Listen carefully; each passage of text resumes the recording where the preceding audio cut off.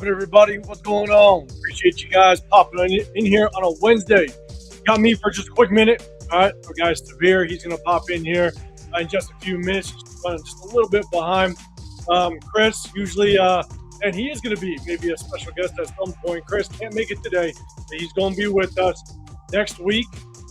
He sent us a message. He's going to be good for next week. You got me for just a few minutes. So I'm going to kind of give you a rundown of what we're going to talk about today.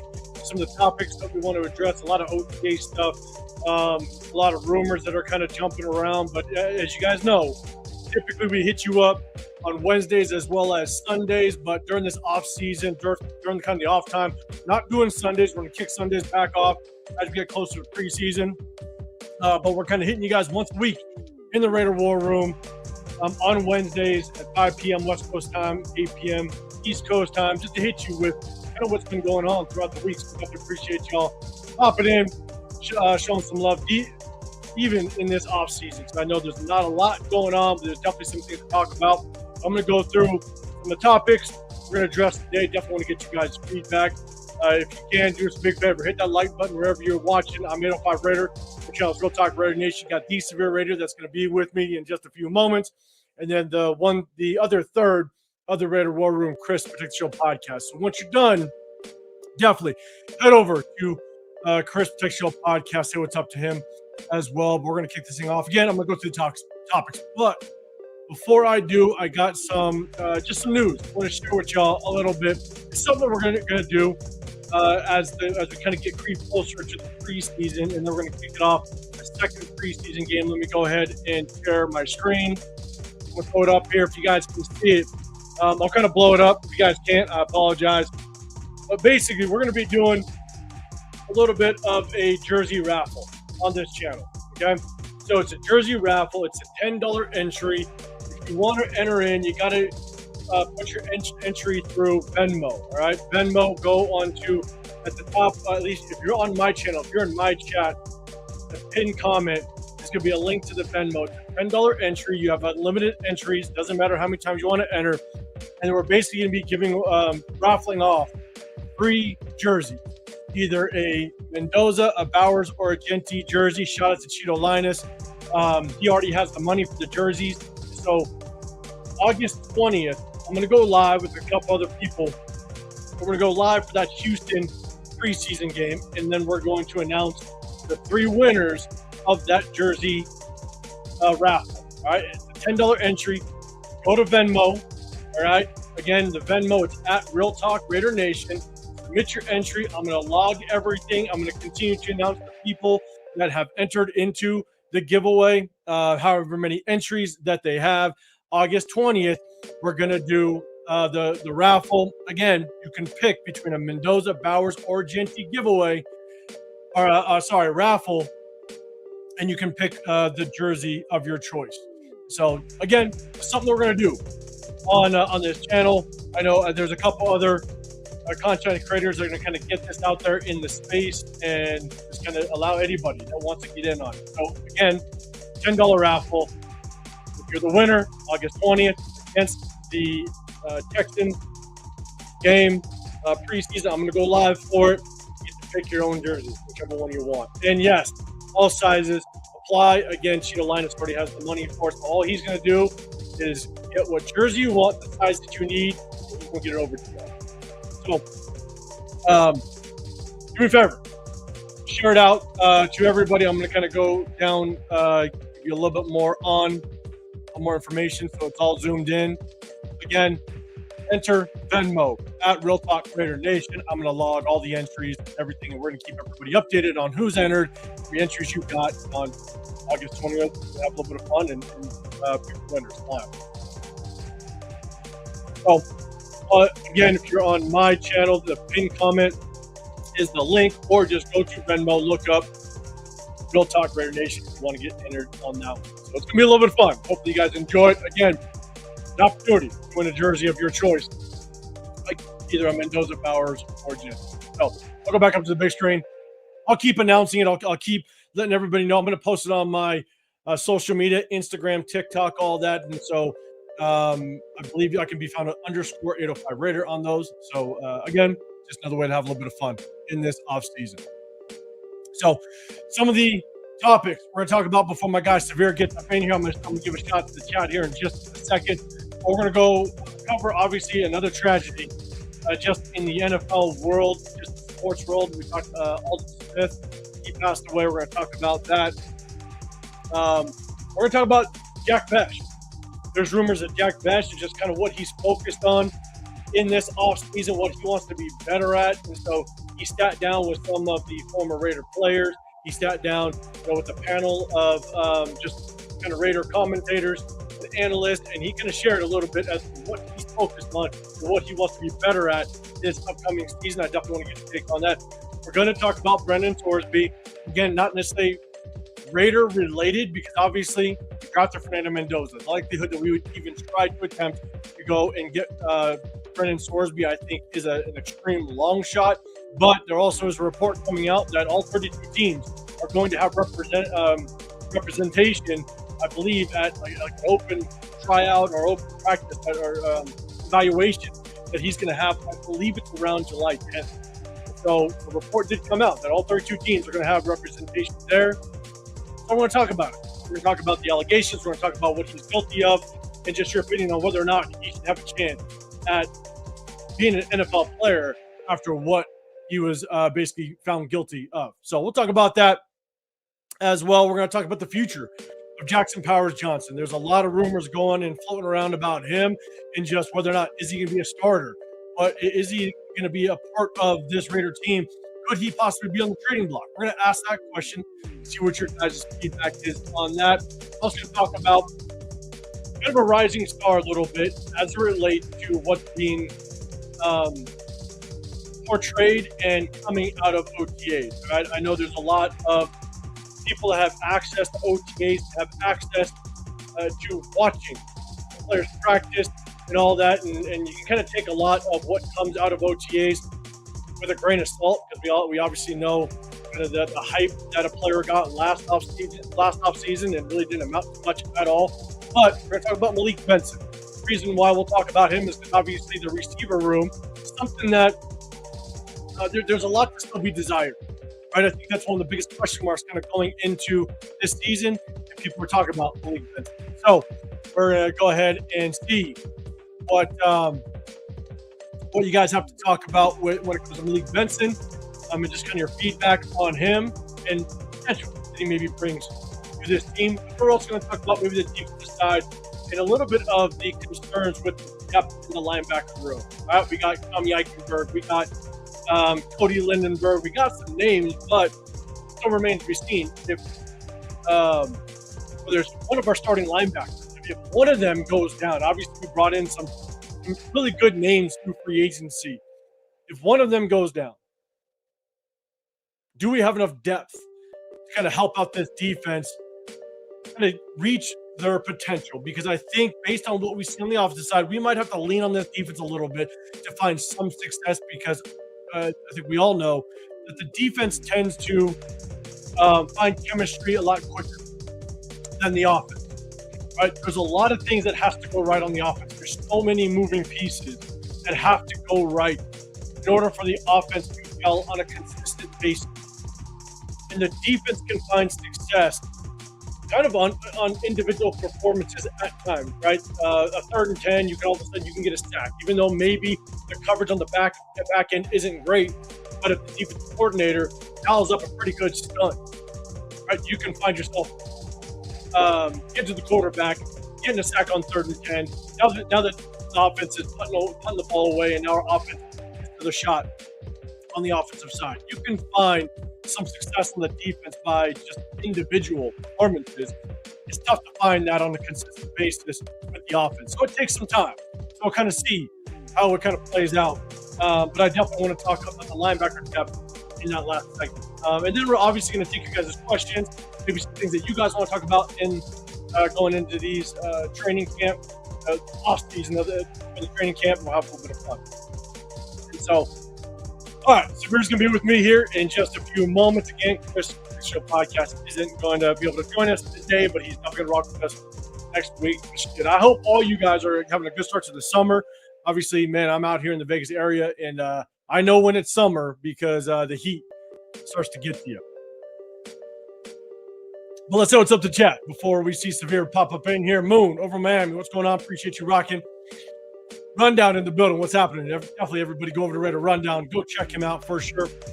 Also, man, I didn't do my settings. Make sure you guys hit that sub button if you guys want to get included in the chat. I didn't update my settings. I'm gonna do that here as I kind of talk. Definitely shout out to Rundown. Yes, Rundown. I gotta get a little bit of quarterback talk in here. Obviously, you guys know what my takes are on Fernando Mendoza. I hope he answers all the question marks that I had kind of going into it. Because obviously we drafted him, right? So ultimately, at the end of the day, we all want our Raiders to find success. We want to have a successful season without question. So ultimately, I want him to answer all the question marks that I had going into here. All right, so I just changed my settings. I'm good, man. I forgot to do that. I had a lot going on. About 15 minutes before I jumped on, my dishwasher ran a leak, so I had to address that really quick. That was a little late going on here. But Rundown, man. Appreciate you rocking. Sacktown in the building. What's happening, big dog? Always good seeing you in Bakersfield, man. What up, Jack? In the building. What's going on? Isaiah. What's happening? We got Ray Floyd. Rocky. I haven't seen you in a moment, man. Hey, shout out to you. Yeah, I think I saw a little bit of a comment a little bit down below. You said you can be on your best behavior. Shout out to you, man. Hopefully you are. But good seeing you up in the building. Yeah. What's happening? Good seeing you, big dog. Jeff. What's going on, man? Jeff, let everybody know if you're going live later this evening. I know you guys typically go live maybe around 7 o'clock Pacific time on Wednesdays. But you guys let everybody know if you are going live. They can tap into your show as well. Fire show with you, Will, and Leo yesterday, man. Always throwing out content out there. Let's see who else is up in here. Yeah, in the building. What's happening? I appreciate you. What's happening, Linda? Appreciate you pulling up as well. Stocktown, you got something. You said, I've heard the rookies report to training camp July 21st. Also heard vets report on the 28th. You heard any of that? I believe it's like 40 days from last week, roughly, that they're going to report to training camp. I believe because we have a new head coach, we can report earlier. I know typically you have the rookies reporting a little bit earlier, and then you have the vets kind of roll in. But I do believe that we can report a little bit earlier than the other teams that don't have year one head coach. I think we get a little bit of jump start. I don't know what the exact date is. I'm sure our guy Jeff knows the exact date. He's always up here correcting me. But Jeff, let us know if there are solidified dates on when we're going to be reporting to training. But what I do know is that we get to report a little bit earlier because we have the first year. We'll see if that helps us at all. Linda, you got what's the deal on unsigned rookie contracts? Okay, so I think Fernando Mendoza hasn't signed yet.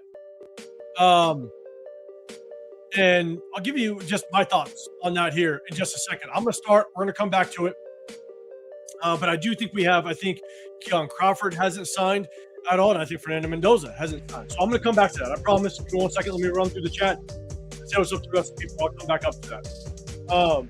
What up, Jason? What's going on, big dog? Hey, let me know if you guys are doing your shows on Tuesdays. I think you said you're going to take a little bit of a break, but let people know if they can still find you on Tuesdays with Donuts Duncan. But shout out to you, man. Appreciate you pulling up. Jason Storesman will not be allowed to call the coin flip 50-50 odds, man. I got an opinion on that. We're gonna tap into it again. Just wait for my guy Spirit in here. John, what's going on, man? Emmanuel, what's going on? Appreciate you rolling up. Jeff, no dates listed just yet. Appreciate you. Yeah, I wasn't sure. Usually you don't see the dates. I think until kind of the end of June time frame is when they actually release the official dates. But again, I do know the first-year head coach. I think we get to report a little bit earlier than the rest of them don't have first-year head coach.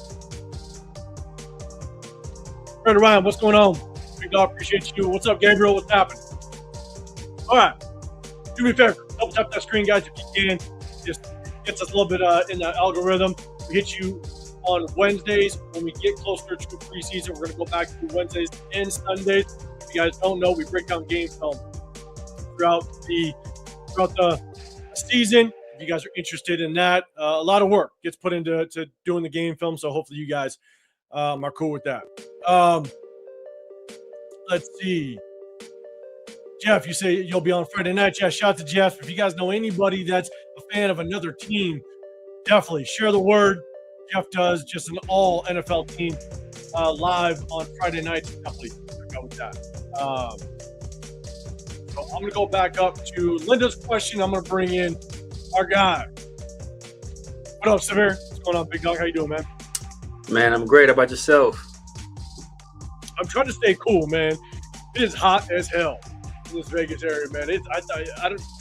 In where I'm at, it got to like 108 today. I think you go kind of deeper near the strip, 111. Forget that. That's all I gotta say. But I'm heading to SoCal tomorrow for about a week. So okay, for sure. We're like Oxnard. Yeah. So right next to Oxnard, but going to be out there and got nothing planned. I'm gonna meet up with some of my boys on Friday. Go to a little brewery, cause a little bit of trouble in the hometown. Just a quick minute, gotta bring back the memories. But outside that, man, I'm just chilling. I'm gonna enjoy 75-degree weather. That's what I'm gonna enjoy. So how's the weather over there on your side? Oh man, it's beautiful. Well, let me tell you. What are we at right now? It's a light 70 degrees right now.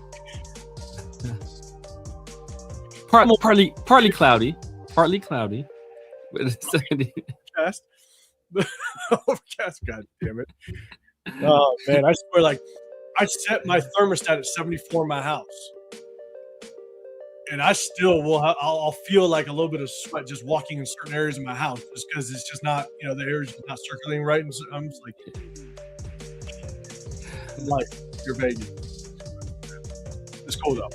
It's cold. Hey, and you know what? And I don't care what anybody says. I'm not getting political, but I don't care. I look out my office window. You got people doing yard work, right? And you know the people that do yard work. Hey, full respect to them, because they are some of the hardest working people that this world has ever seen.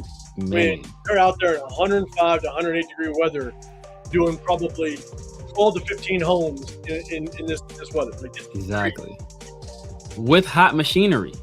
Oh, like not like that leaf blower is hot as hell. That lawnmower, yeah, man. If you got the gas pump, oh yeah, man. Come on, man. I'm with you, and because obviously they don't want to get sunburned, they in long sleeve, they in pants, they got hoodies on. I'm just going, it's literally the utmost respect. The people that are out there in this type of weather doing yard work 5 to 6 days a week. That's it. Yeah, I couldn't do it. Man, I would if I have to. Man, that's a struggle. Shots at it. But let's do this. We got a bunch of topics, but Linda had a question, which was very interesting. What's the deal on unsigned rookie contracts? I believe up to this point, you got Fernando Mendoza that's not signed. He has not signed his rookie contract.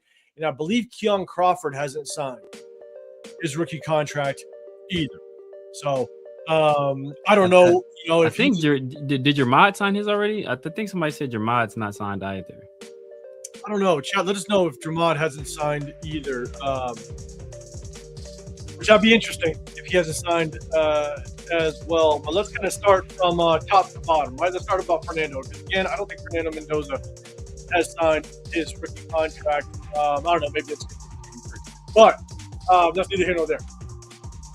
What are your thoughts? Yeah, let us know. What are your thoughts on Fernando Mendoza not signing his rookie contract? Concerned? Maybe not. Spare, what's your thoughts on it? It's curious because, I mean, you're the number 1 overall pick. So, like, it's not like in years past where, there'll be some, negotiations and stuff like that. Like, all this stuff is like, pretty much slotted in, right? And I think the only 2 people left in the first round not signed are Mendoza and Ty Simpson. I think in the first round, those are the only guys left. I think that's partially why Fernando Mendoza hasn't signed. And then real quick, right before you say it, question about Jackson Power Johnson. I'll get deeper in that as well. What up, Myra? Yeah, I enjoyed it. Don't. Yes, it was the birthday yesterday. I'm a young, swift, athletic 43. All right, I'm saying. I'll leave it there.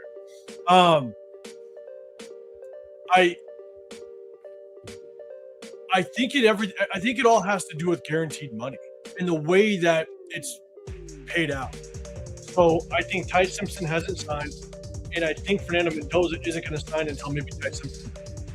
Because I saw an article that in the past the Raiders have released the signing bonus in a certain way. Like, they don't just give you the signing bonus all at once. If you go back and I think if you look at Genty's signing bonus, I don't think that they released it all at once.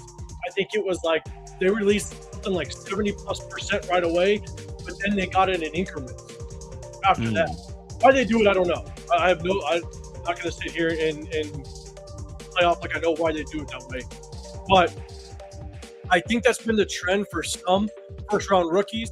I think that's been a trend for us, that we've paid out our first-round rookies kind of in increments, one big lump sum, but then the rest is kind of divided out. And I think Fernando Mendoza, or based on what Ty Simpson does, Ty Simpson just gets it in one lump sum. I'm guessing Fernando Mendoza is going to want the same exact thing and not just sign based on what the Raiders want to do or have done in the past. Yeah, I mean, because generally the first guy signs first, and then it kind of everybody else is slotted behind them. So, yeah, I don't know, man. I don't know what they're like. This has been Jamarcus Russell. Jamarcus Russell. Oh my God, what is this guy doing? Not a peep about Fernando Mendoza. Not a peep. Like it'll get done eventually. Like the NFL has basically put these contracts on easy mode. Like very, very few stuff to haggle about. Just what's guaranteed, what's fully guaranteed. Like you said, like how the guaranteeds are paid out. Like little stuff like that, But at the end of the day, it should get done before the season. If it doesn't get done before the season, obviously, then, you kind of have to have some issues. Really before training camp, because he probably will not participate in training camp if he doesn't have a contract. So that's when, like, concern will start to set in. But if it's not done by, like, the start of the season, obviously, then you have some real issues. And I think that's what's interesting. Because I also heard a report, again, Jack, correct me if I'm wrong. I heard a report that Fernando Mendoza isn't taking on any endorsements for some reason. I think he stated that now I've seen him on some commercials, so I got to believe that this may be inaccurate. But I heard that he made a comment that he's not taking on any endorsements or sponsorships. Again, and a shot to him. At the same time, there gets a point where it's like, all right, I'm trying to figure out how I really feel about this guy a little bit, because his intention or purpose behind it was because he's got to focus 110% on football. Like, he's focused 110% on football, so he doesn't have time for endorsements and sponsorship. I'm just like, okay, like. But we also have business sense stuff. Business sense tells you go get your money while you can. Yeah. Because tomorrow's not promised in this game. You can get hurt tomorrow, and all your shit's gone. Yeah. It's not going to be guaranteed money that will ultimately sign. I just heard it was on an article that basically said that he's not taking on any sponsorships or endorsements because he's got a focus. That's the most ridiculous thing I've ever heard in my life. Like, not like having these sponsorships have some crazy obligations you have to fulfill.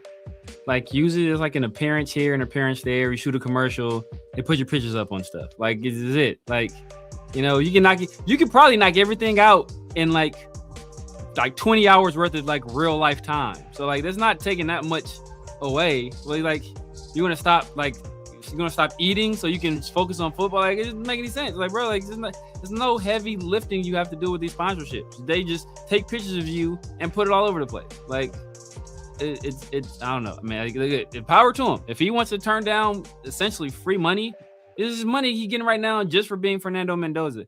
And depending on how he plays, he may never be more valuable in his life. So you better get that money now. I bet the people that signed Johnny Manziel to endorsement deals wish they can get their bread back, but they can't. And I bet you Johnny Manziel's probably happy he took it. So, I'm not saying Fernando Mendoza will be that, but you got to cash in while you can because, you never know what can happen. The NFL is a violent game, and you can never take any of it for granted. So make as much money as you can while you can. Absolutely. And in this day and age with AI and all that stuff, and then you could just replicate anything. You just give them the rights to replicate something. Exactly. Within some sort of contract. But even at the same time, go look at like Tom Brady's commercial. Tom Brady will walk in and give just a one-liner for about 4 seconds, and then he's done. That commercial probably just paid him, $3 million. Yeah. That's all you got to do. Yeah. So, to your point, you literally could knock something out in 20 minutes. You show up, they set up, bang, hit your line, you're gone. Yeah. And this is like, we're living in the future. Like, you don't need like a projector and a big screen to watch film, brother. It's all the film you need is right, bro. I can watch every single snap of an NFL game for the past 3 years right here. So between takes, if it takes you more than one take, let me pop in this Clint Kubiak Seattle film real quick. Let me watch the progression that you can do all of that in the palm of your hands between the shoot. Like you never have to leave any of it alone if you don't want to. It's just you're adding a little extra in between. Like, I mean, but look, hey, if you feel if I don't say it's concerned, but if you feel that just having an endorsement deal is so distracting that it will take you away from football, that may be a red flag. That may be either that or you're just like faking the funk, right? You're just like saying the things that you think will like make people that will endear yourself to other people, right? The people, oh my God, this guy's all ball. He doesn't even want endorsements. He's all ball. Like they're like, bro, nobody's giving you credit for that, man. To get your money. You would think, but again, I saw the article. I have seen them on, I think, some commercials. If it's not like NFL stuff, because I think some players you're contracted to do some stuff with the NFL. Not sure how much you get paid for or what have you, but I could be wrong. Again, chat, correct me if I'm wrong. We got two things. One, Rebel, what's going on, man? We're talking more about some of the players that haven't signed yet. You're saying he doesn't want to take an endorsement deal to focus on football, but obviously he wants more money from the Raiders, or he'd be signed. I think it's not more money because I think everything for the most part is just structured. Because the CBA has the rookie pay scale. I think it's the way he wants to get paid. I think he just wants all his guaranteed money and not tiered out like the Raiders have done previously with their former first-round draft pick. I don't know if it's more money. I think he just wants to get paid up front. I think. But we also got another one. People in the building. Throwing super chat out there to Severe, man. Sure, if you want to read this one out. Yes, sir. I have a cousin who played 14 years in the MLB. Sponsors can be a huge distraction. They can pretty much tell you what to do and say. But I don't know what companies he was signed to. This person was signed to, but I had a cousin who played in the NBA as well. I have a few family members that played in the NBA. But one of them was actually like a legitimately like good player. They had a long career, and sponsorships they usually have clauses like kind of like NFL where they'll have like clauses where they can terminate your contract for certain conduct, or for like technically kind of I guess for saying certain things. If you if you go out there, it's basically like a behavior clause in the contract. But outside of that, like the only thing they can really control is like, hey, if you're a Nike athlete, then you have to wear Nike stuff. If you're a Gatorade athlete, or if you're sponsored by Gatorade, like when you do these press conferences, you have to have Gatorade right here, or like you can't be pictured out, drinking like or do other adverts where you're drinking like other products. Like that's basically for the most part, it's just stuff like that. I didn't hear about anything like that was so controlling where it's like I can't do or say anything because like my relative, he said and did what he wanted. I think, with people, I have no experience with all, the sponsorship stuff, but I can only assume that it can be a distraction if you make it a distraction. Yeah. I mean, if you just take on too many sponsorships and too many endorsements and it takes you away from actually conducting yourself at a high level or allowing yourself to prepare properly for the sport that you're playing, I think 100% it could be a distraction if you make it a distraction. Yeah. But in this day and age, I think, like Severe kind of said before, is you can walk in, give them a one-liner, and walk out and say, "This is all I'm doing," and you're back home within 12 hours, kind of back to business, and then that's all you do. Yeah, it could be that simple and that easy, and it really doesn't. It's not a distraction, and honestly, this is the time to get it done. When there's no training camp, there's no OTAs. This is the time to get that stuff done in a way that it doesn't distract you from when training camp actually starts. And so it could be a distraction if you make it, I think. Yeah. It could be completely wrong. And kind of like you said earlier, a lot of the endorsement is just NIL.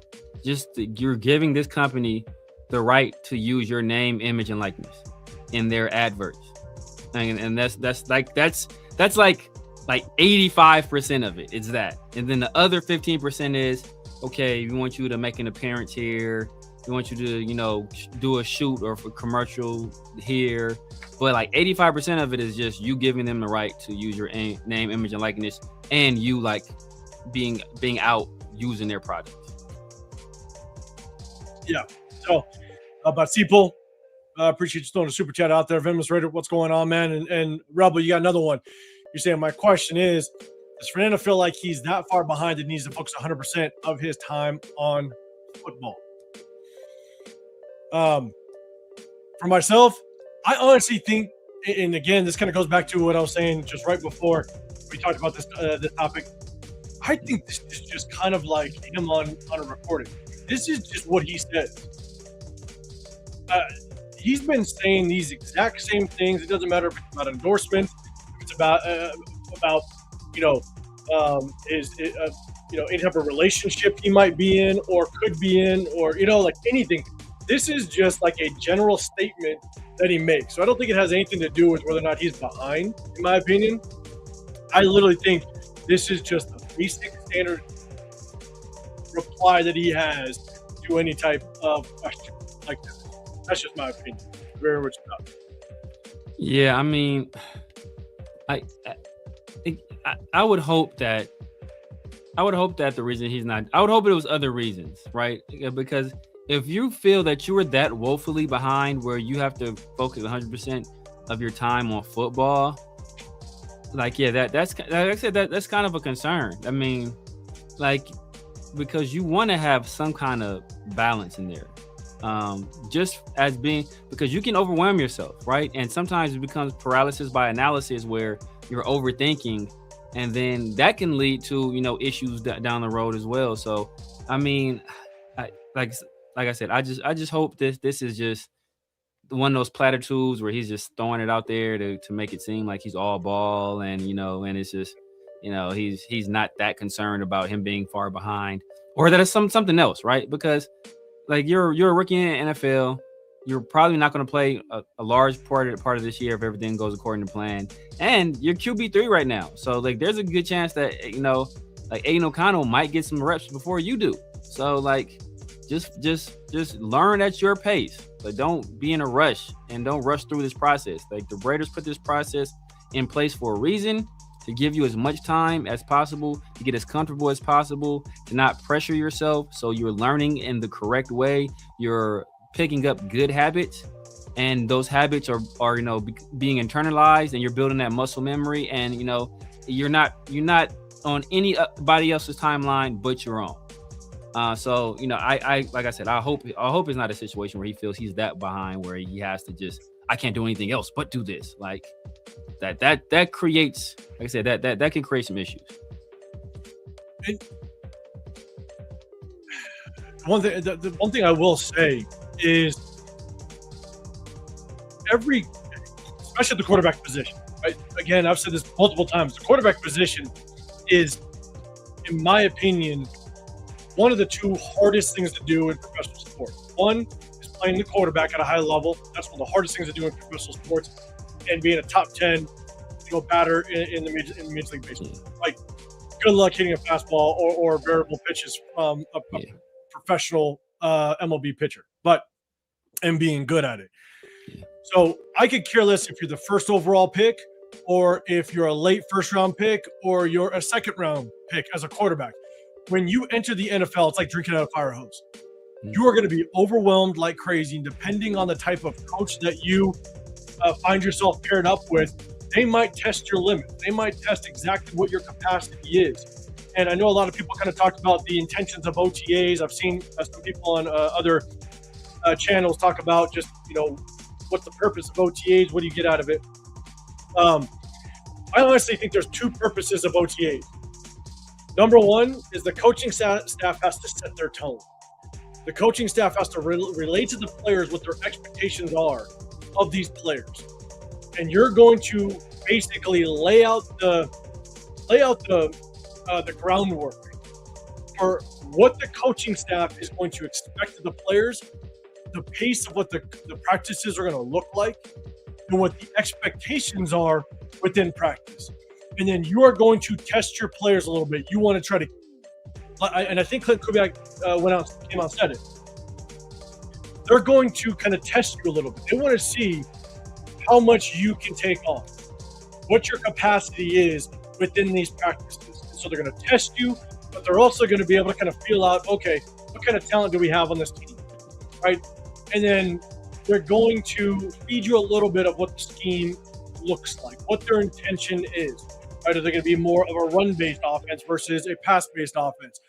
They're going to feed you a little bit of the scheme, but I think the biggest thing of OTAs is it allows the coaches to set the groundwork of their expectations of what this team is going to look like under their regime. And then they're going to send you off to the 40 days off and say, you better get your mind right and be prepared for training camp, because this is what I expect through OTAs. Now, kind of with that being said, I could care less, again, if you're a first overall pick or if you're late first rounder or second or third rounder. As a quarterback, you're going to feel overwhelmed. And so feeling overwhelmed isn't a cause for concern. Like, I hope you're overwhelmed. That means that Clint Kubiak and this offense is doing a good job of trying to understand who you are and kind of test you to see what you're capable of. And now, these next 40 days, this coaching staff is going to have to create a game plan of what can they do with this core. That's what their job is now with these next 40 days. And so if Fernando Mendoza feels overwhelmed, good. But you still have that freedom to go do a little bit of endorsement work and sponsorship work. Every athlete has that time to do it. But I don't think it's cause for concern. Even if Fernando Mendoza comes out and says that he, feels overwhelmed, I'm not too concerned, because better at the end of the day.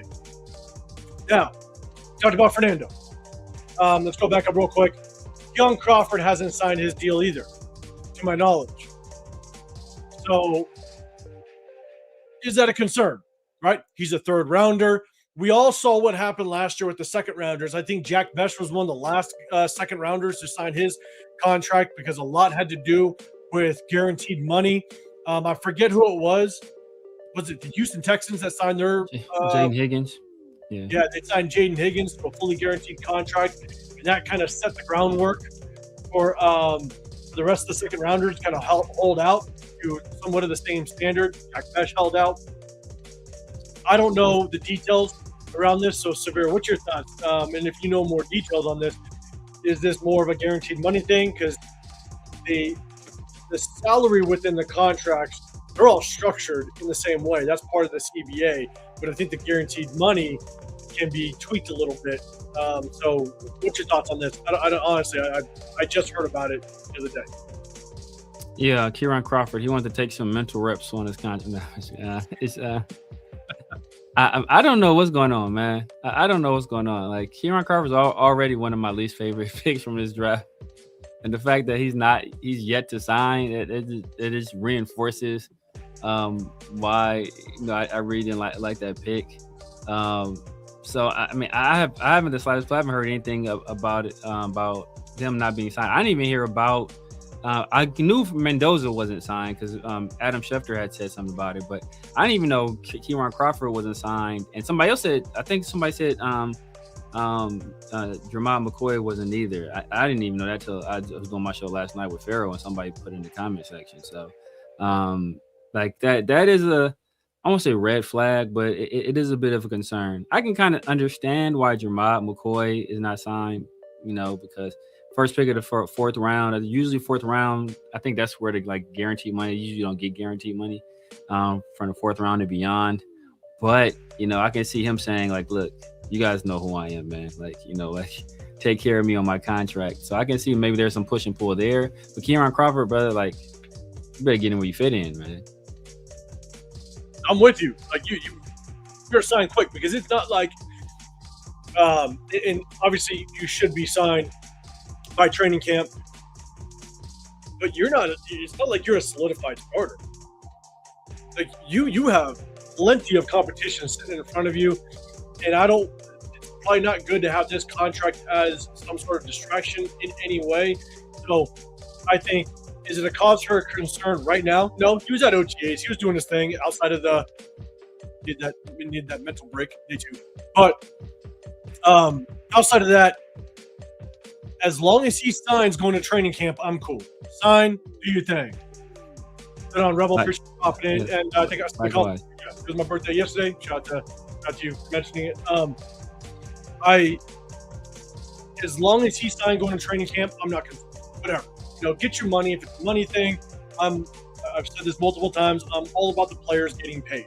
Because Kieran Crawford can literally fight to get guaranteed money, step on that field and pull a Malcolm Kuntz, and then all of a sudden, bang, he tears his ACL. And then he's screwed. Get your guaranteed money. Do your thing. As long as you sign by training camp, because you are a third-round draft pick and you aren't a solidified starter. You're a rookie. You have a long ways to go to fight your way past a Kwity Paye, a Malcolm Kuntz.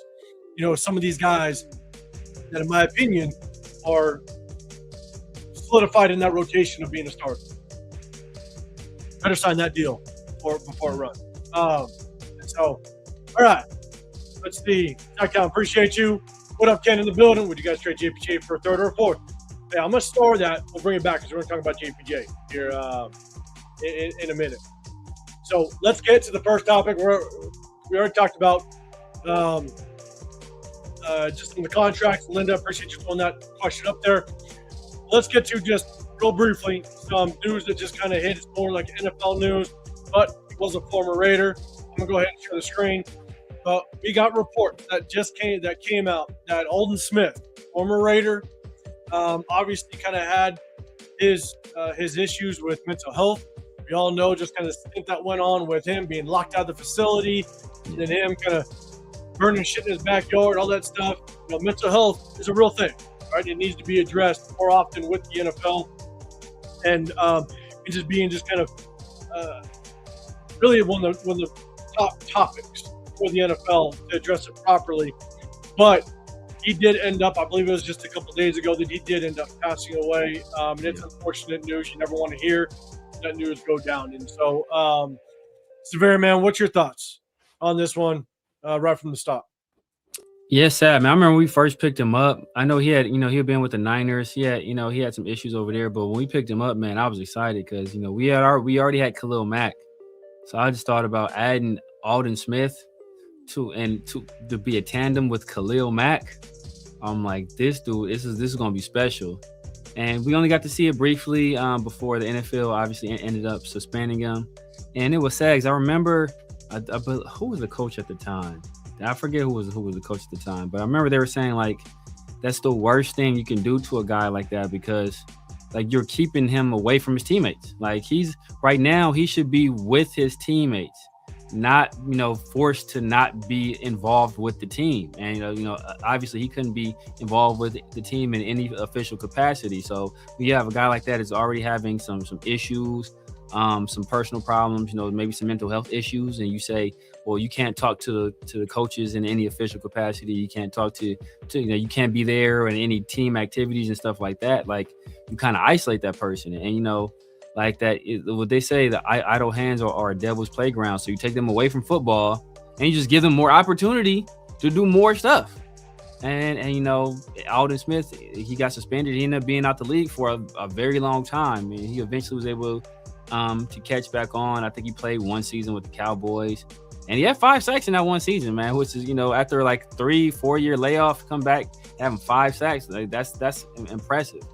And I just remember how great he was with the Niners. He came in, I think he had 14 sacks as a rookie, was second all time, only to Javon Curse. The very next year, he puts up 19 and a half sacks. Like, Alden Smith is what people thought Tyree Wilson would be. Like, basically, he's what people thought Tyree Wilson would be. I was obviously outside of the off the field stuff. So he was just a special player, man. And he's like one of the big, like, what ifs. Like, if he's able to keep his head on straight and just, continue to be a productive player in NFL, man, he'd be a gold jacket guy for sure. I would have been, and just kind of hear the news hit. I think it was, it's unfortunate. Obviously, you never want to see that happen, but ultimately, at the end of the day, I think what's tough is that you're 100% right. I think, sometimes just sports in general is an outlet for some of these athletes. It's an outlet that helps keep their head straight. Sometimes it brings them down, and they can have some normalcy being around their teammates and being around the structure of sports. And sometimes when you leave that structure, but at the same time, you kind of have resources at your disposal because at one point he was a very highly touted name. He still is a very popular person wherever he kind of stayed. And you have the resources to maybe get yourself in situations that aren't good mentally, physically. And I think a report just came out just a couple of days ago, and I'll read this off. You guys can't read it, but a report came out and says new details have emerged regarding the death of former 49er defensive end Alden Smith. According to reports, Smith was found unresponsive in the passenger seat of a friend's Chevy pickup on Saturday, less than an hour before he was pronounced dead. The friend says that he initially believed the 36-year-old was asleep after discovering him slumped over with his mouth open. Now, I don't know. They said that they transported him to a local hospital. So I don't know what the cause of death was. Or what happened. I don't know if anybody knows. Chat, let me know. I don't know if you heard anything. I don't think it's been released yet. So unfortunately, it's just you fell on the side of the road. You're humped over. You're basically unconscious or just pronounced dead. Shortly after you're discovered, something happened. Yeah. And you don't want to look at speculation. You don't want to go that route. Yeah. But if it was self-inflicted, then it's just because at the end of the day, then some of these players, they just need this game, sports, to kind of be their outlet.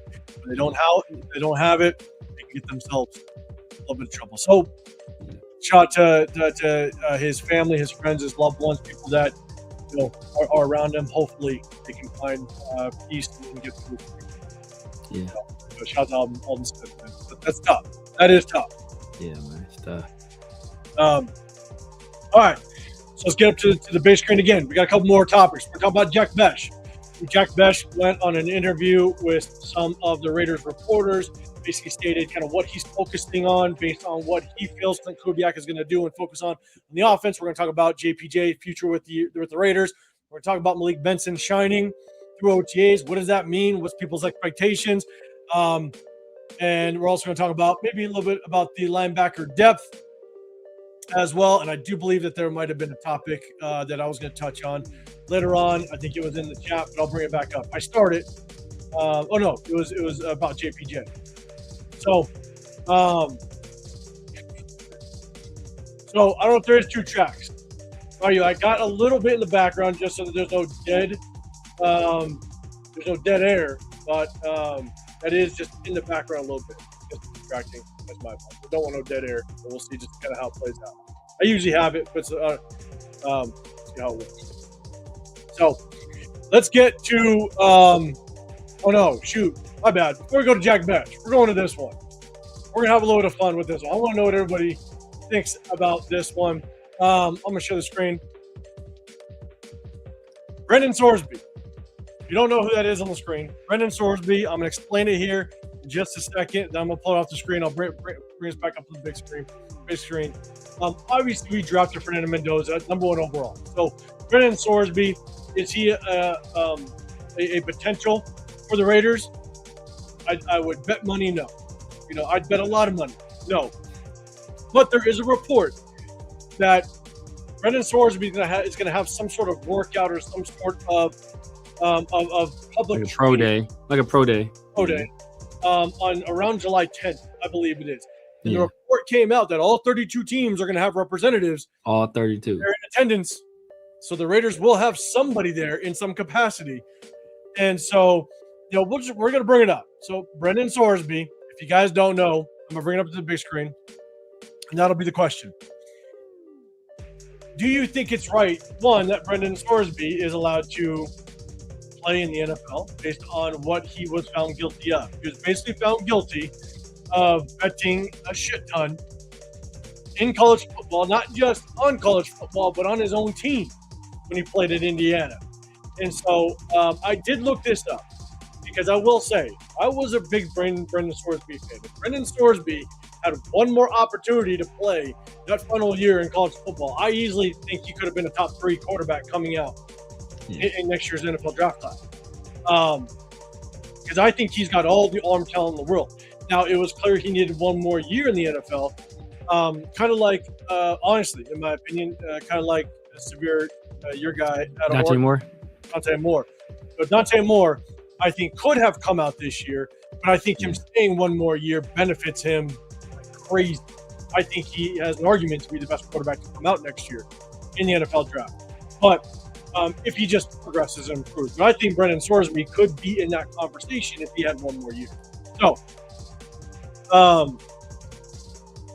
but I did a little research because I want to kind of get a better understanding of what these gambling allegations were. What did he actually do? Now, he did bet, I believe, the allegations, or what he was found guilty of is he bet thousands of times. Thousands. Like 9,000 something times.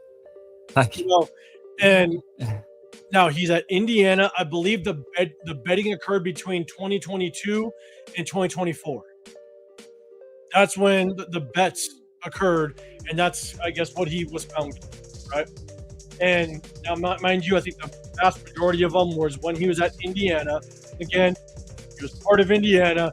I believe all of the bets that he had on Indiana was for the Indiana to win, basically. And so it wasn't like he was betting against Indiana, I don't think. Yeah. As much as I can research. But the betting took place in 2022 to 2024. He checked himself into rehab in April of 2026. So he did check himself into rehab, which basically exploded the allegations that he has a gambling problem, right? And so this needs to address. Yeah. So before I kind of give my take real briefly on this, I don't think there's a chance that the Raiders are going to put a bid in because he has to go into the supplemental draft. And the way the supplemental draft works is that every NFL team has the opportunity to put in their bid. It's basically like a blind bid. Yeah. Right? You can give a first-round bid, second, third, all the way to a sixth, seventh, right? Yeah. And if you win that bid, then that's the draft pick that you forfeit for the following draft. So let's say the Raiders put in a 5th-round bid. Let's give the example, like we did this with Terrell Pryor. That's the last supplemental player that we were able to acquire. Yeah. Let's say we put a 4th-round bid, and we win. That means that we will get Brendan Sorsby, and we just no longer have that 4th-round pick in the upcoming draft. So that's kind of how the supplemental draft works. Everybody wanted to know. And it's a blind bid, too. You don't know what everybody else kind of threw their bid in. So Again, I don't think there's a world. Like the Raiders could put in a 7th round bid. I don't think that the Raiders will win that at all because right after this, we'll talk about the teams that we think maybe could put in a high bid and would be interested. But let's do this. He bet a shit ton in Indiana, right? I'm going to do this. I don't know how old he is. I'm sure he's young. He's probably finding himself some sort of way of betting in Indiana. He's in Indiana. Exactly, yeah. No hate to Indiana. It's boring as shit in Indiana, and you're a backup. You don't have much else better to do. I remember when I was 18, 19 years old, I was gambling a shit ton just around where I was, right? I mean, it is not through like I was sports betting a little bit, but I played poker games just to have some. I bet a shit ton. Now, stupid as all hell for him to do it as a college player. Okay, now I am not excusing him for that. You're an NCAA college player. You're stupid for doing it because you know the ramifications behind it. You know the consequences. You're stupid. But I also know, hey, as a young kid, you just gamble a little bit, right? And if you have access to it. So, but I do think him checking himself into rehab because the betting occurred in 2022 to 2024. As a young kid, Indiana, you have nothing else better to do. You're just throwing some bets out there, right? But then there's no allegations between 2024 and current. Then you check yourself into rehab, April of 2026. I wonder if you checking yourself into rehab was because you knew you needed to show something. Yeah. To the courts or the NCAA saying, hey, I'm taking care of this, or I'm going to check myself into rehab just to maybe strengthen my case so that I can go back to the NCAA and play one more time. So I don't know, does he really have a problem?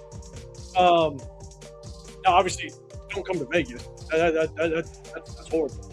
But I guess I question, does he really have a problem, or was him submitting himself to rehab was just to try to strengthen his case to be reinstated to the NCAA or possibly look better if he goes into the supplemental draft again? It's all allegations. But, Severe, what's your thoughts on, again, just his history of this whole thing and whether or not you think it's the right move for the NFL to even bring him into a supplemental draft, given his history?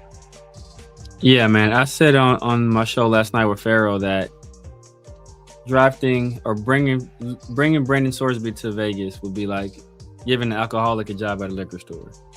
It'd be if he like, doesn't. wow. Yeah. It does. I mean, and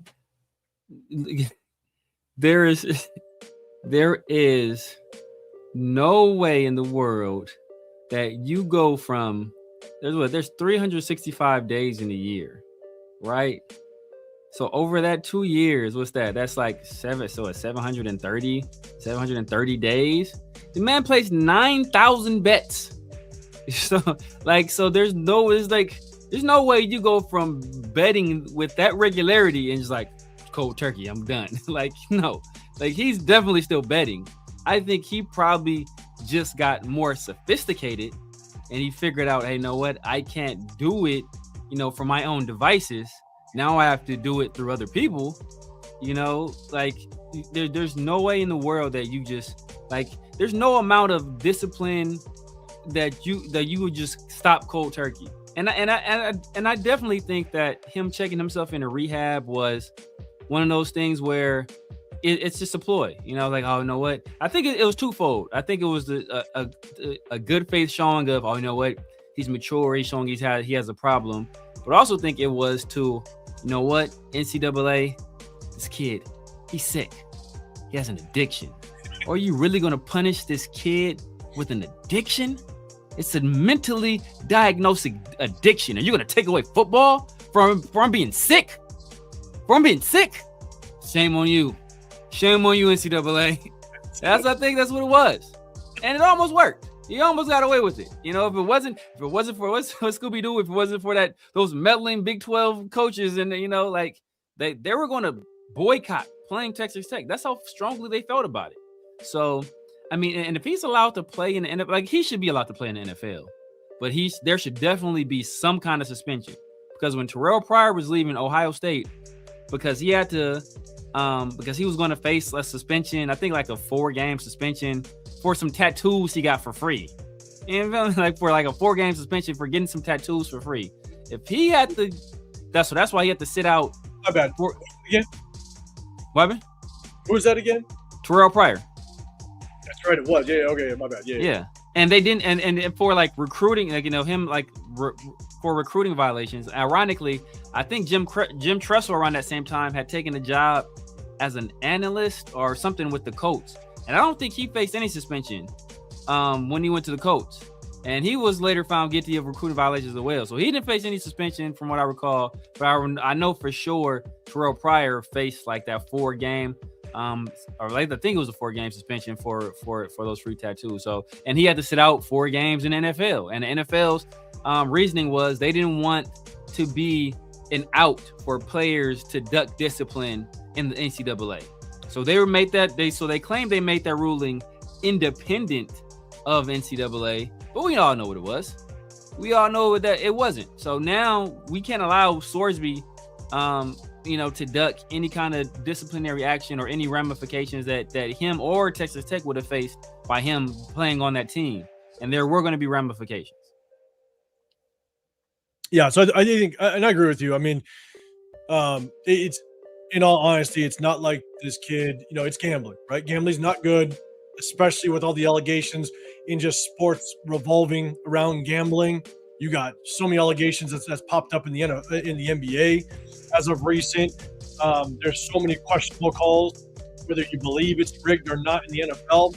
On a weekly basis, fan bases go nuts when a PI call happens, and you just think, oh my God, so there's enough rumors and feelings of how sports can be swayed by the refs or what have you. So just bringing that into the NFL, I think is very, very risky with a kid with this type of history. And again, it's all on him. Like you made the mistake without question on making that decision. You're a young kid, but young kids, you have to suffer the consequences. But I'm just really curious as to what team will actually pull the trigger on it. And are you willing to bring that into your organization, and how much of a magnifying glass is going to be over this kid as his entire career goes on? Because shout out to Ken, basically doing the math, that's like 25 bets a day. That's a lot of bets. Man, like what? I'm hoping it was like parlays where like they count them as separate bets. I was like, bro, if you're betting like that, if you're betting that much a day, like that's wild. Anything you do, if you did it 25 times a day, people are like, yeah, bro, you got a problem. And so, again, yeah, like Instagram. I mean, I do agree with you. Like, you don't all of a sudden make that type of amount of bets. All of a sudden, you just cold turkey. Like, obviously, there is some sort of an addiction in that pattern. So, I'd be curious what team pulls the trigger on him, and what type of draft value would you be willing to give up for a player like this? Because you're now looking at a player that has all the arm talent in the world. If you go back and you watch him at Cincinnati, you watch his game as a quarterback, he's got all the arm talent in the world. Yeah. He's athletic as hell too. Yeah. Like, again, I see a world if he stayed in college, he could have had a chance at being a top 3 quarterback coming out next year. Yeah. So there's going to be a team that's going to be willing to pull the trigger. I'd be curious what type of draft capital they'd be willing to give up. And so I instantly have a team in mind that I think will pull the trigger in a heartbeat, and I think they could potentially give the highest draft capital for them. In chat, let me know what you think. Who do you think would pull the trigger? What type of draft capital would they give up? I'll give you mine here in just a second. But Snow Deuces, what's going on? You said I wouldn't be surprised if the Browns or Cardinals be one of the teams. Browns would be crazy just because they've invested so much in quarterback the last 2 years. Ken, you got the Jets. I think the Jets literally are in prime position to pull a trigger on this kid. They have 3 first-round draft picks. You could literally pull it. You could submit a second. Yeah. You could submit a second. They have 3. Okay, I thought they only had 2. They have 3. Oh my God. I think they have their original pick. I believe they have the pick from the Cowboys, and then they have a 3rd pick. Okay. And so you could literally probably for Sauce, maybe. Yeah. No. Yeah, they got 2 for Sauce and they got 2 for Quinnen. Yeah, so they probably have 3. Yeah. They didn't move around last year, so you got the Jets that can submit a second. Go grab Brendan Sorsby. You have 2 first-round draft picks that you can make your pick in that 3rd first-round draft pick. Move around, acquire another second, and now you just got your second back. Like you can move. Sky's the limit for 3 first-round draft picks. Hey, look, Jeff. I'm right there with you. I said this last night. If I'm the Vikings, I do it. It's to add 2. I think I said the Jets were one of the teams I thought may do it. I think I said the Cardinals may do it, but Cardinals, I really don't think so because I think the Cardinals they're on a mission to lose. They're not trying to win any games, to be honest with you. So I thought that the Cardinals maybe, but maybe not. The Jets make sense because they have multiple first round picks. But 2 teams or 3 teams I thought could be sleepers was the Vikings. One of them was the Vikings, just because obviously JJ McCarthy is a tremendous, massive bust thus far in the NFL, and it remains to be seen if he's able to turn it around. And then we don't know what Kyler Murray is going to be there. I think he's only on a 1-year deal anyway. The other team was the Colts. Well, before you go move to the Colts, I think where the Vikings make some sense is that if they start Kyler Murray, Kyler Murray can win you 7 to 8 games. Yeah. And so that's going to clearly get you out of a top 10 pick. You might get out of and when you're that far or deep into the first round, now you run the risk of teams trading up, jumping in front of you. So you got to play that game, right? And so if you think Kyler Murray can get you 7 wins, maybe even 8, and you're not in you're not in reach to get a top tier quarterback next year, then you just pull the trigger on Brendan Sorsby. Yeah. And so I do think the Vikings could have a shot at going to get him. Okay, I think you said the Colts. Yeah, the Colts. Obviously, we saw what kind of team they were when they had Daniel Jones, and Sorsby has a lot of similarities to Daniel Jones, just in terms of his ability to run the ball, be a threat with his legs, and then Sorsby has more arm talent than Daniel Jones. Obviously, Daniel Jones, he came up, like in the Manning system, so he's a little bit further along in his development at this age than Sorsby is. But we saw what the Colts were when Daniel Jones went down. Right, they went from being one of the better teams in the NFL. I think they had the number 1 seed in the AFC at the time to going on a 7-game losing streak, right, and finishing near the bottom of the league. So I think if they can, and if Daniel Jones comes back and he's anywhere near what he was this last season, there's a possibility that they, much like the Vikings, they are in a position to draft a younger guy. Or if Daniel Jones isn't 100% healthy, I don't think they're bought in on Anthony Richardson, and I think they want somebody else there that could potentially take up the mantle should Daniel Jones not be able to fully recover from his injury. So I think and the Colts they've been known to be aggressive. They've been known to be an aggressive team in terms of making moves. We saw it last year with the Sauce Gardner trade. So it wouldn't surprise me if they did something like this, especially since if Shane Steichen doesn't win, like it could be bye for him. It could be. All right, 2 man. Going out there, man. Appreciate you, big dog. Let's see, and then go back to the Jets. I know you're saying, Jets going to be stupid and draft Arch. I think it literally puts the Jets in a great situation because you now have multiple chances at getting a quarterback next year. You give up a second. Hopefully you win that supplemental draft, right? You give up a second.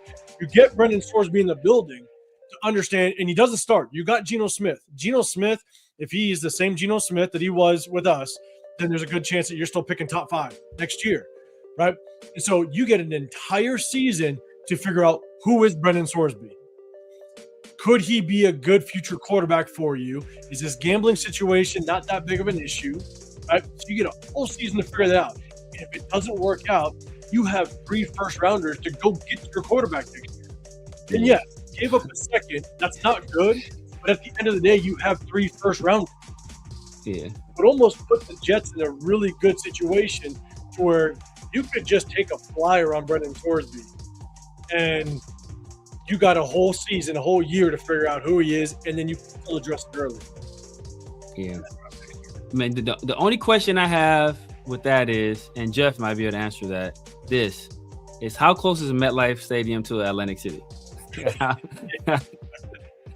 How close is MetLife to Atlantic City? Because if it's close, you can't do it, Jets. You cannot do it. You better put him in the locker room and just lock the door. Exactly. Lock the door. Shut off all the apps. I don't know if you have an app that you can access that state. Did I send you the picture? I should have verified whether it was true. It was like a picture that that Brendan Sorsby. He took like a picture of the sky. They said like bet on yourself. I'm like, dude, this dude don't learn. This dude don't learn.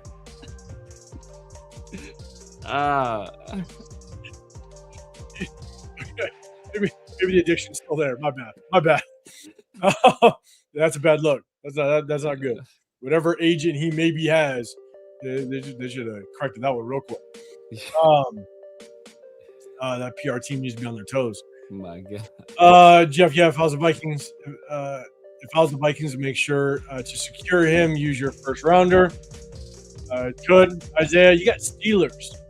I'd be curious what the Steelers would want.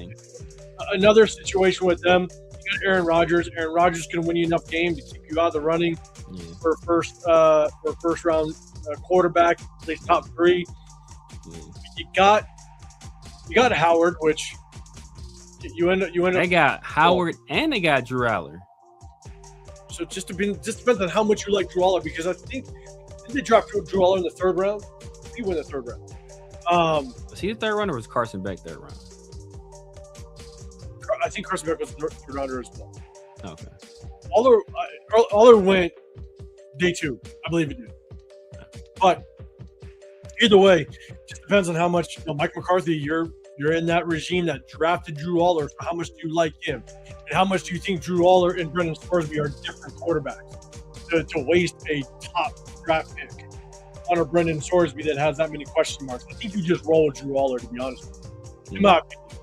Because I don't know if there's a massive difference in potential between Drew Aller and Brendan Sorsby. To give up high draft capital. Because I do think you're going to have to give up some pretty good draft capital to get Brendan Sorsby. Ryan, you think the Vikings makes sense as well? Deuce, you're saying Sam Darnold is a free agent in 2028. What does the Seahawks swoop in for that interest? Man, I mean, they got Jalen Milroe from a couple years ago. I was not a big Jalen Milroe fan. I didn't think he was going to be very good in the NFL. And that was the same year Mike McDonald got there, right? Yeah. Okay. So, And where did Mike McDonald coach at before he coached with the Seahawks? Michigan? No. Where was he at? He's a defensive coordinator for another team. Where was that? The Ravens. He was with the Ravens. That's right. That's right. And I mean, I don't know. We're gonna see. We're gonna see just kind of how this plays out. It's gonna be very interesting. So both Sorsby and Milroe kind of fit that mold too, where they're super athletic, crazy strong. I mean, great arm strength. Need refinement. But all the traits are there. So you can grow a Milroe, or Sorsby is a guy that fits that mold as well. So I can see him having some interest in it. Maybe he didn't see enough out of Milroe, and he wants to take a chance with another prospect. It doesn't surprise me. It wouldn't surprise me at all. All right, so Jeff's saying, like I said, like an hour and a half to 2 hours. That's After 2 hours. Oh yeah. Close. It's gotta be like 2 hours away.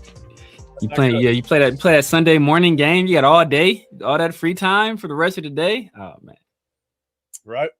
Yeah, Ravens would be interesting though. I mean, to your point, because they need to maybe look at life after Lamar Jackson. If Lamar just can't get him to the promised land, they got to pull something. Could be interesting. Right, you can't throw that out there as well. Hey, Anthony, what's going on, man? Okay. Ken's also throwing out the Dolphins. I just don't know if they pull that trigger with the contract they gave Malik Willis. Yeah. Not sure if that would work.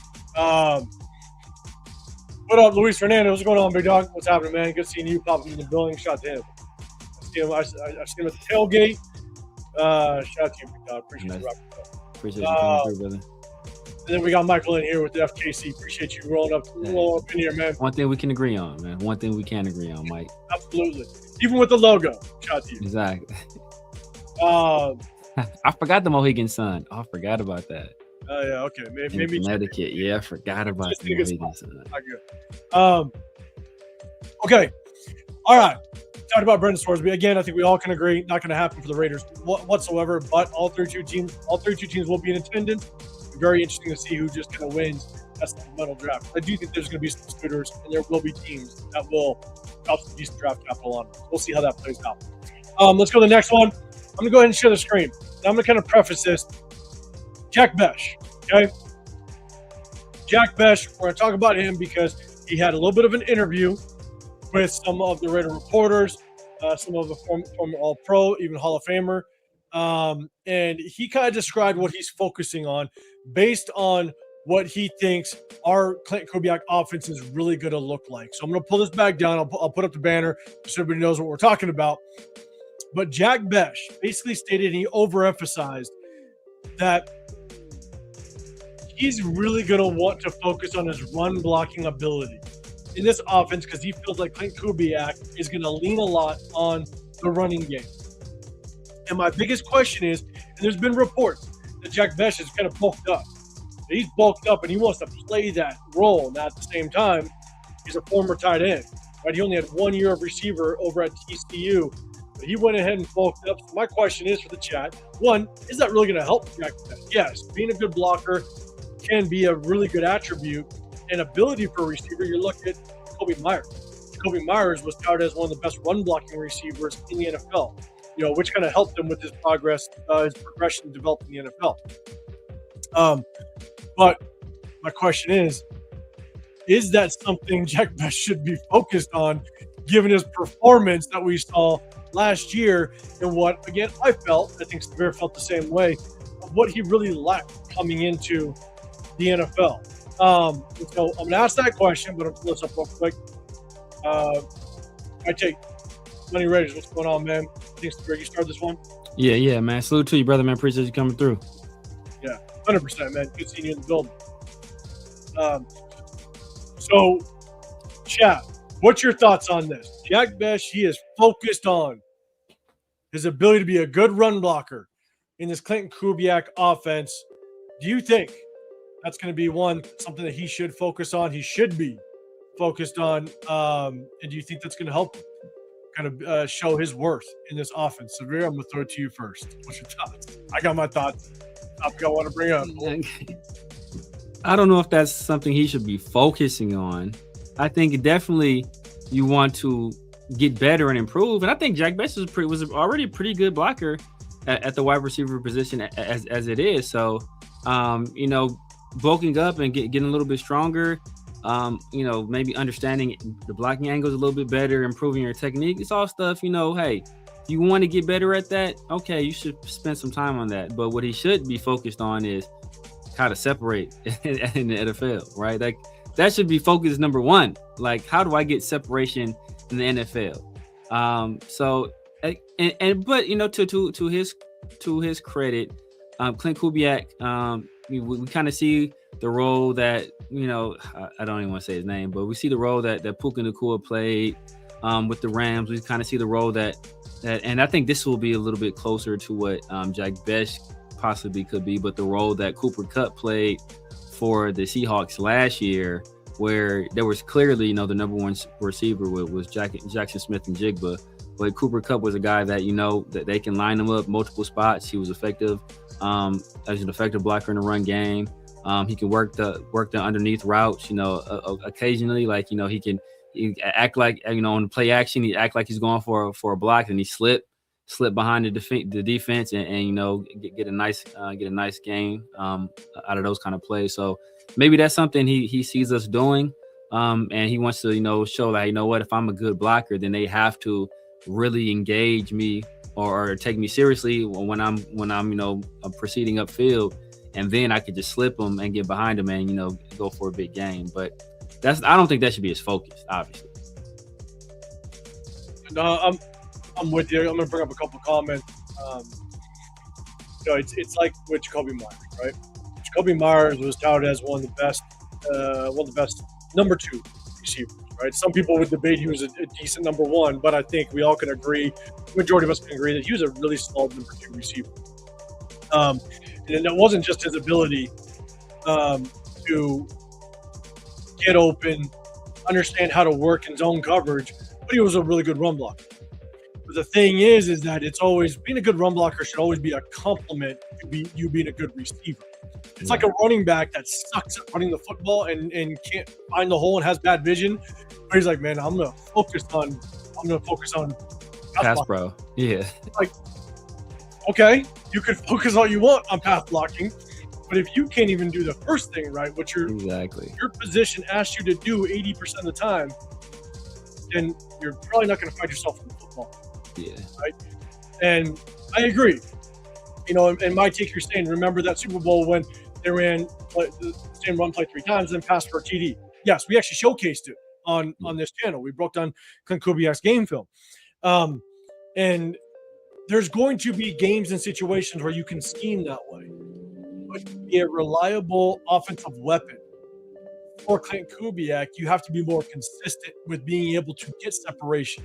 Because if we're going to lean on the run, which I believe Clint Kubiak's going to do, at the end of the day, you're probably going to see a lot of man coverage. Offenses or defenses are going to be able to stack the box, and Jack Bech might find himself in a lot of one-on-one situations where he's got to beat his defender one-on-one, which he didn't show he could do last year. Now, can Clint Kubiak scheme him open? I think he's good enough to be creative to scheme him open. I do believe that. But at the end of the day, there's a lot still to be desired with Jack Bech. And if you're gaining weight, if you're putting on muscle mass, and you already showed that you're not the best route runner to get separation, you gaining weight is, in my opinion, isn't going to help too much unless you absolutely surprise at least me, right? Based on what I saw last year. And so it still remains to be seen just kind of what Jack Bech is going to bring to this offense. I still think this receiver room is one of the biggest question marks we have going into this season. And I do hope Jack Bech can improve. I hope that he can come in and play a role like where you said, like a Cooper Kupp, right? Where Cooper Kupp is obviously on the back end of his career. He's nowhere near as fast as what he used to be, but he's a smart player. And I think Jack Bech is a smart player. Yeah. I do think that. But can he get separation consistently throughout the season? Not just a flash here or there. I just hope he can do it on a consistent basis, because when it's not like you're a 6th rounder or 7th rounder or 5th rounder or undrafted free agent, you're a 2nd rounder, which tells me you need to be a more complete receiver, not just a situational guy. Because I don't want, if we all of a sudden bring him in and he hasn't proven that he can be an all-down receiver, and you bring him in on 3rd and short or on goal line situations, well, guess what? Now you just gave the defense hell. Now the defense knows when Jack Bech enters in the game and he only gets 10 to 12 snaps, and he only can be in there when it's short yardage or certain situations where he's more leaned on to be a blocker. That's just a tell for the defense. And so it still remains to be seen what Jack Bech can do as a 2nd round draft pick on this offense. By him bulking up and gaining weight, I just don't know if that helps him, because he's not the fastest, not the quickest. But can Clinton Kubiak scheme him open? I think there's a possibility of doing that. Is he smart enough to possibly take on the scheme that Clinton Kubiak wants to present and find success? I think he's got the smarts to do it, but it will just remain to be seen. Yeah. And two people saying the same thing. Roy Ken, at this point, I don't mind making him a tight end again. Turn him into an Aaron Hernandez, Delaney Walker type, shorter tight end. And then my take says, can Jack be that hybrid tight end wide receiver guy? And that's something that's something I thought about previously as well. Especially if you look at what Sean McVay and Mike LaFleur did last year. After other wide receivers got hurt, especially Puka Nacua, where they started running a lot more 12 and 13 personnel. To have a guy out there like a Jack Besh, to be, technically he's the wide receiver, but you're almost still running 13 personnel because he's kind of like a tight end as well. And then when you do stuff like that, that kind of gives you the ability to disguise, because teams don't know what you're going to be doing in those situations. That's one thing that Sean McVay did early in his career, where Sean McVay would always put the same personnel out there every time, because he didn't want personnel groupings to be a tell to what he was going to be running, right? So he didn't. So much like you said, like Jack Besh is in there. Oh, we know we're going to be doing this. Jack Besh is only in there for play actions, or he's always in there for run plays and stuff like that. Like Sean McVay made sure he ran the same personnel groupings out there almost all the time. So you're always getting the same look. You're always getting the same, at least in terms of personnel. So if you can get something like that out of Jack Besh, where you don't have to take him off the field, where you can still run like 12, 13 personnel type stuff, with him out there, I think that can be a tremendous advantage. It's almost like what teams are doing on defense, where there's the hybrid nickels, where they're the nickel corner, but then like Teron Johnson, he's a nickel, but he kind of plays linebacker too. But is he a safety? Like, you can kind of do that on the offensive side of the ball with a guy like Jack Besh. But it's incumbent upon Jack Besh to show that he has the ability to take advantage of those opportunities, and he has yet to show he has the ability to take advantage of those opportunities. Yeah, what up, Troy Gill? What's going on, man? Yaya's in more of a tight end build anyways. He was a former tight end. He bulked up. Yeah, now he is. Yeah. And so, yeah, my take is saying, and Severe, you respond to it, Best can be a hybrid tight end, wide receiver guy. And I'm going to have a response to this one, as well as Mike, you're saying he's still a nightmare against linebackers. I don't know. I wish he would have shown he was a nightmare against linebackers last year. He didn't show it. So that remains to be seen if he truly is a nightmare to linebacker. He couldn't get separation against anybody. Even, again, I broke down the game film all season long last year. Even when the ball wasn't even thrown or Geno Smith gets sacked, you still could see if Jack Besh was getting that separation. It wasn't happening. But I'm with you. I think he could be a tight end, a hybrid tight end receiver guy. And it would have been, because we don't know what Jalen Naylor is going to be in this offense. When we brought in Jalen Naylor, I thought that Kubiak is going to use him like JSN. I'm not saying he's going to be JSN, but I think he's going to use him in that same way. They have the same build, same skill set a little bit, or not skill set, just agility-wise, right? They're quick. They got the speed. And I think that's the intention of Jalen Naylor. But if we would have went out and got a true number two, then I think the reality of Jack Besh being more of a hybrid and match him up on linebackers would be more of a reality. Because if Jack Besh is a true number two, he's getting locked up on corners and safety. That's not, you don't have to waste a linebacker on him if he's that number two receiver. You're going to take your number two corner. You're going to take your nickel, your nickel corner, maybe even your safety, and he's going to be locked. They're going to be locked up on Jack Besh. Now, can you motion Jack Besh and create matchups? You can do that. But ultimately, if we would have went out and got maybe a receiver like a Denzel Boston, or like a Chris Brazzell, like just a true number two, then you can bring Jack Besh on and be able to kind of create those matchups a little bit more naturally without motion. Yeah. So I think that would have been a better suit if you. Now it remains to be seen. We're going to talk about Malik Benson. I think we all don't have the highest hopes of Deontay Thornton, but let's see what he works out in year 2.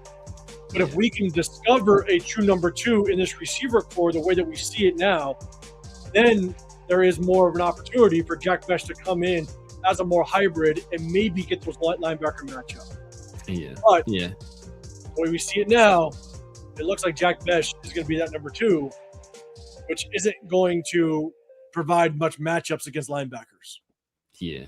Yeah. It's going to be a sad day in Vegas if we have to resort to trying to scheme Jack Besh open. Like, that's like if our offense is relying on, hey, man, I got this package to try and get Jack. Like, if that's what we're resorting to, that means Trey Tucker, isn't doing what he's supposed to do. Jalen Naylor ain't doing what he's supposed to do. Michael Mayer ain't doing what he's supposed to do. Brock Bowers ain't doing what he's supposed to do, and we can't get any headway in the run game. And it was like, man, now we got to turn to Jack Besh. Like, that's not where I want to be at on offense. Yeah, and so again, I think this is one of the biggest question marks going to training camp as to what this receiver room is going to look like by week 1 of the season. Who's going to solidify them as the number 2? Where are they going to play Trey Tucker? Because I'll tell you right now, you're probably going to want Trey Tucker matched up in the slot and find that matchup of him one-on-one with the linebacker. Yeah. You can get Trey Tucker one-on-one with the linebacker. Yeah. That's that all day. Yeah. You know what I'm saying? And so that's the matchup that you can take advantage of. Not necessarily Jack Besh. We'll see. See how it works out. But again, it's one of the biggest question marks. So, hey, man, y'all better put some respect on Jake Bobo's name, man. Jake Bobo was cooking in Seattle training camp. You ain't heard a peep about Jack Besh. Jake Bobo was cooking. Seattle. Hey, Seattle's got themselves a good little tight end room. All right. Let's see. We got a couple more popping in. What up, Dre? What's going on, man?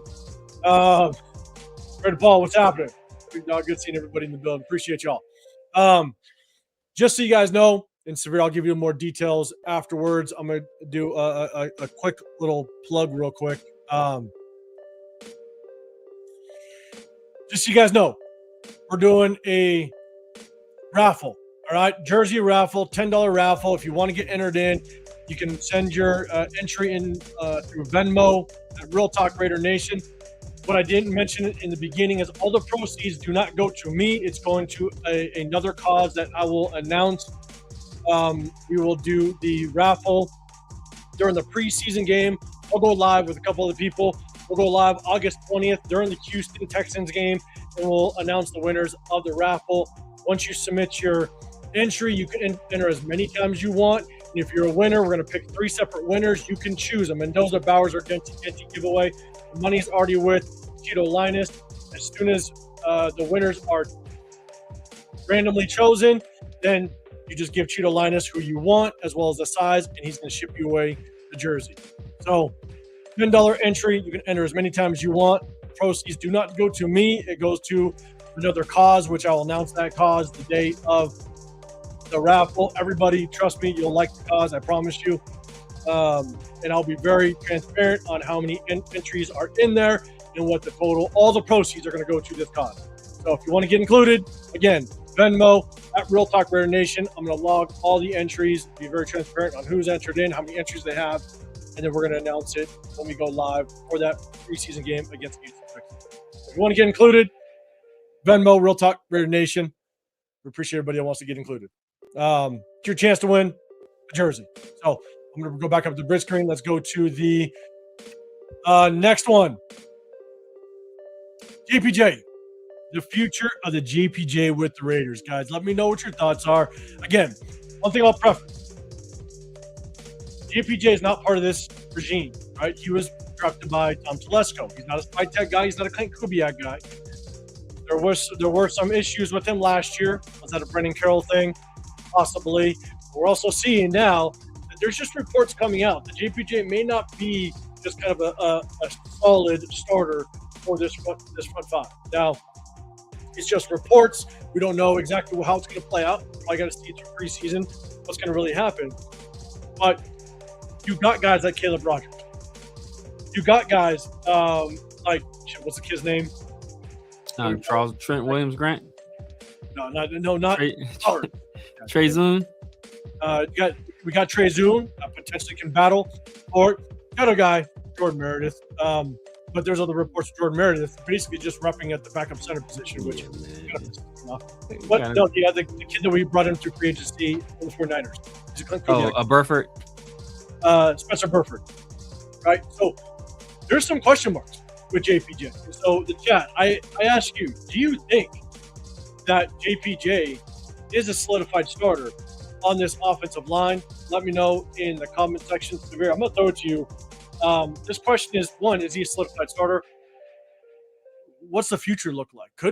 Could we see a potential trade of JPJ kind of going into the season, or even the trade deadline if he isn't a starter? What's your overall thoughts of JPJ? Yeah, I don't know, man. I don't know if he's going to be, if he's long for this team. You know, I think he should be a potential starter. That could be a bid for the Lobster Fest out there, Jeff. You know, you cracking the lobster, man. You know, just take the small Raiders jersey into your shirt. Sizes. I confirm with Tito. Don't worry, Jeff. Yeah, man. I don't know. I don't know how this regime feels about him, particularly the front office, because you know they seem to be like playing some games with him last year. I kind of assumed that was Pete Carroll and Brendan Carroll, but you know, I really haven't heard any kind of vote of confidence from Spike Tech about him. It wasn't his draft pick. He had opportunity to draft him when he was with Tampa Bay, or you know that front office did, and they passed on him. So his future with the Raiders is up in the air. I think if they can get some good compensation for him, I wouldn't be surprised in the least if he got moved, and which is unfortunate, because I think he's one of the more talented players we have on the offensive line. You know, he's probably third or fourth, you know, because we got Colton, we got Cody, and then we got Tyler Linderbaum, and then we have obviously Charles Trent Williams Grant. So like we got JPJ is right in there. He's right in that area. So, you know, it would be a shame if we weren't able to maximize a guy that has his size, his movement skills, and plays with the kind of, you know, just fire and just joy and love for the game that he plays with, man. So if you can't find a role like that for a role for a guy like that on your team, man, like that's just somewhat concerning. It's somewhat concerning. It is, because you know, with him coming out as a second-round draft pick, again, not this regime, not Spike Tech, it was Tom Telesco. You know, and it was at the center position, but he was the best center in college coming out of college. But he had guard experience. The concern that I have, and it's something that we showcased the last two seasons, is that as much as JPJ, and shots at some of the comments, right? Linda, you're saying it's got to be healthy to play. I'm 100% with you. Ken, I thought so, but guess not. Seems like this regime doesn't like him. Jeff, if he's not a starter, we can trade him away because he'd be a valuable backup. That is true. John, JPJ is injury prone. He is. This kind of goes to what I was about to say is, not only is he injury prone, your best ability is availability, and his aggressive play, and you got to tone him down. You never want to tone a player down. But JPJ feels like you have to. The amount of times we see him Superman over Kyle, the amount of times you see him just fly his body in the sideline and just pile of players, you're just going, okay, like there's a time and place, big dog, and that's not the time nor the place. Stop it, right? Yeah. But you love the aggressiveness. But we have showcased numerous times, not just once, not twice, where he just flat out misses a block, where he'll just kind of duck his head into a down lineman, and the lineman just sidesteps him, and he catches air. Like, there is concerns on just how good JPJ actually is. Yeah. And the one thing that is really unfortunate is, even though he has experience at both the guard and center position, moving a player around never helps the player. Because not only are you trying to get acclimated to a brand new position, but we've had so many changes with offensive coordinators, you're now still trying to understand what that position calls for with that new offensive coordinator's playbook. And so I think that's what makes it difficult, is Yeah. It's not just the switching of positions, but it's the understanding of how he's supposed to execute in that position with the new offensive coordinator.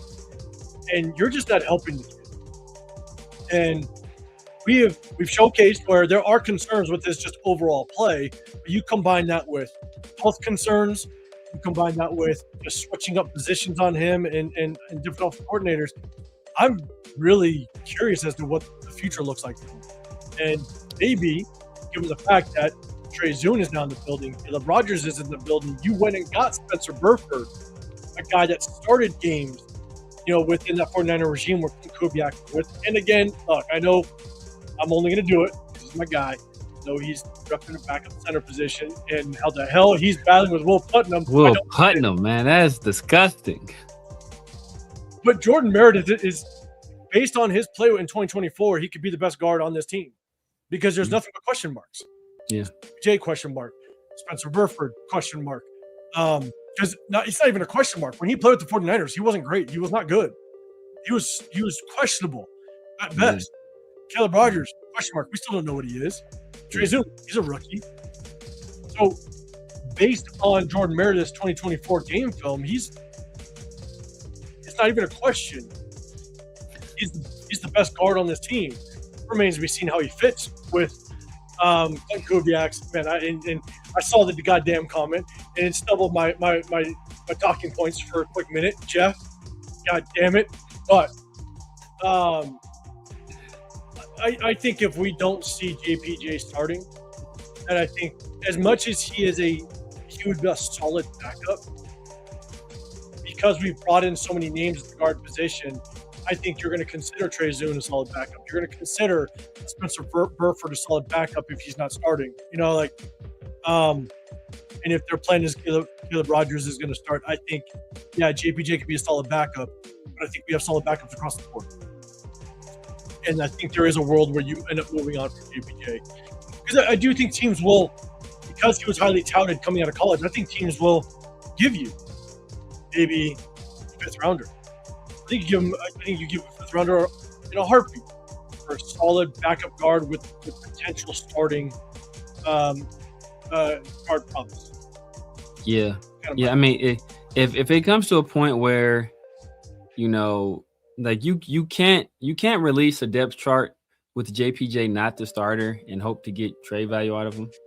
So right now I think he's still penciled in as a starter.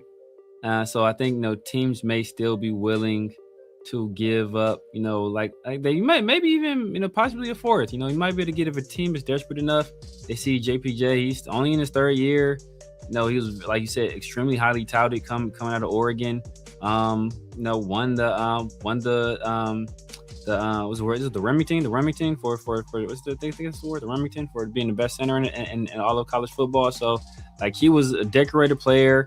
You look at the size, you look at the athletic traits, like you look at the attitude, and that's the one thing that's like you kind of know this as a coach. And Robert Leonard on defense, he's kind of spoken to it as well. Is that you'd rather a guy be over aggressive than under aggressive.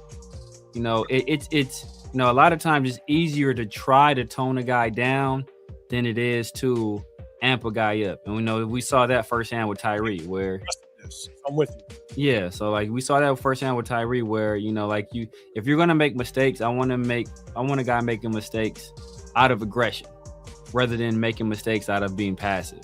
So but this could be a regime where they don't have time for that. They don't have time they don't want to invest the kind of time it might take to get a guy to calm down and get a guy to play kind of more within the means of himself and within the confines of the system. So maybe they lack that patience and they say, you know what, if we can't get it out of them soon, then we got to jettison them. So if they do that, then I hope at least we get some kind of value out of it. And I'm going to bring this comment up. Ray King said, if I'm the Cardinals or 49ers, I'm calling for JPJ. I don't know what the Cardinals O-line situation is. I'll specifically talk about the 49er topic. I don't know what the 49ers O-line situation is either. But I'll tell you right now, if we picked up Spencer Burford and he ends up being a backup or not very good, and they pick up JPJ, and JPJ ends up being a starter and producing, I will never hear the end of it because my entire extended family are 49er fans.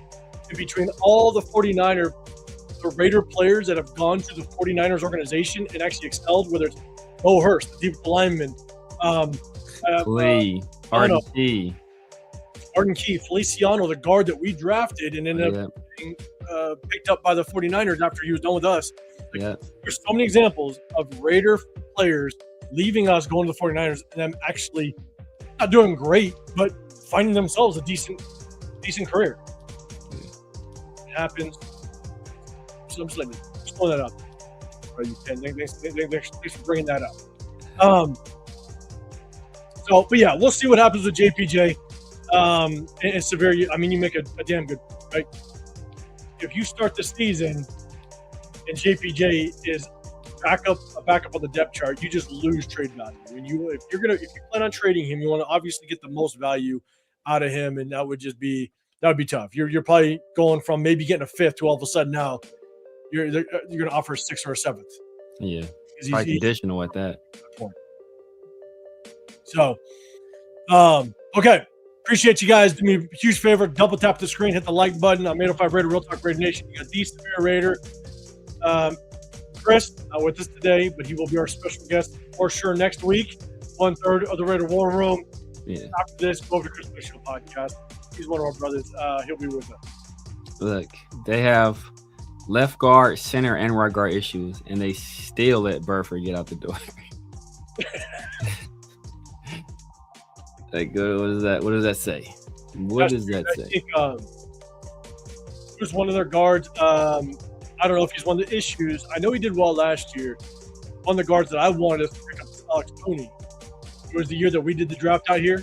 Myself, and Severe, right? Pharaoh. Pharaoh, yeah. I was pounding the table. I wanted Cooney in the third. I think it was like the fourth round.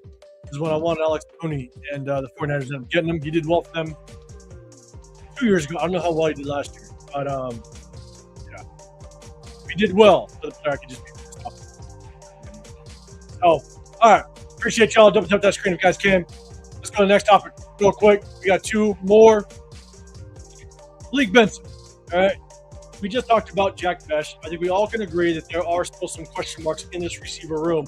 But one player that kind of got a little bit of high praise coming out of OTAs is Malik Benson. Malik Benson out of Oregon, 6-rounder, has all the speed in the world. Everybody thought that this kid's going to be the kid that could stretch the defense, stretch the offense, kill some defenses downfield. Looks like there's some reports coming out is that he's caught a couple deep passes and he's shining a little bit. Now the question is it all hype? In chat, let me know what your thoughts are. Are you excited to see what Malik Benson can do going into training camp, even into the preseason games? It'd be good to see him get a good amount of burn in the preseason games. But I think there's all the opportunity in the world for any player to shine because we got a lot of question marks with this receiver room. So, Severe, man, what's your thoughts about Malik Benson? You think the hype could be real, or you sitting there and wait and see? Yeah, I'm always waiting to see this time of the year. We've heard about these guys, who are mini camp and OTA superstars, and they're OTA, they're padless Hall of Famers. And as soon as the pads come on, those guys disappear. So I'll be interested to see if he's able to continue this when the pads come on. What is like somewhat concerning is that like at no point have we ever really heard much of anything positive about our young wide receivers, right? Like we didn't hear it. Like I haven't really heard much about Jack Besh. I haven't heard a damn thing about Dante Thornton. So like, are those guys making plays? Then we got to wonder like who is Malik Benson? Who is he playing against? Is this like third? Obviously, if he's third string guys, he's catching passes from Fernando. But is it like any of the starting DBs he's making plays against, or is it just like guys that are going to be, working at Costco in a month? So that kind of remains to be seen. But if he's able to keep this up during training camp, once stuff gets a little bit more serious, gets a little bit more live, then we might have something on our hands, because he's a guy that was recruited to play at Alabama. Alabama, like they don't recruit like usually, like the guys have talent, they're athletes. And then he went from Alabama to Florida State. He went from Florida State to Oregon. Like, so he just went from like blue blood program to blue blood program to blue blood program. And like each one of those coaches saw enough in him to want them, or to want him on their team. So, and I guess I was saying, like, I wouldn't be surprised if he's more productive than Jack Bech. Jack Bech may have more catches, but if Malik Benson is the more productive player in terms of yards and or touchdowns. I mean, for myself and Linda's thrown out there, and John, I see your question, man. We'll address that right after this one. You said Linda's name, Cliff Branch. That's high praise. Cliff Branch was he's a Hall of Famer. That's high praise. Yeah, I mean, high praise. That if it worked out that way, that's like the perfect example of diamond in the rough. Rounder turn all of diamond in the rough. For myself, I'm always in wait and see, because even through training camp, we saw, and I tried to kind of temper people's excitement even through training camp last year with Deontay Thornton. The moment game film came out with Deontay Thornton during the preseason, we broke down the game film, and you can see Deontay Thornton, not a good route runner whatsoever. Drifted in all of his routes. Was extremely slow off the line of scrimmage. Chip Kelly clearly tried to run a pick with both Deontay Thornton and Jack Bech, and Deontay Thornton completely wrong. But so just his ability to understand how to run routes, I think, was very questionable, and that's where we kind of got that PTSD of Tennessee receivers, because they're not really taught that a lot, or just not taught how to be a complete receiver as relates to how it translates to the NFL.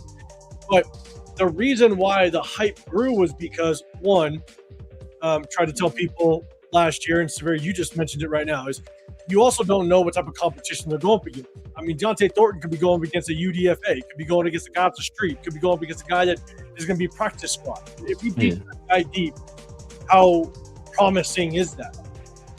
And so in a lot of these beat writers, a shot to them, they're in the facility, they're at practice, they're watching it. But a lot of these beat writers, one, they're never going to talk truly negatively about these players, because they have to see them face to face when they walk through the building. Right? So they're not going to be truly negative. But at the same time, a lot of these beat writers, they're watching practice, but they don't know what they're watching for. Like, they don't know how to process what truly translates to the NFL. And that's what a lot of these beat writers, all they can relay what they see.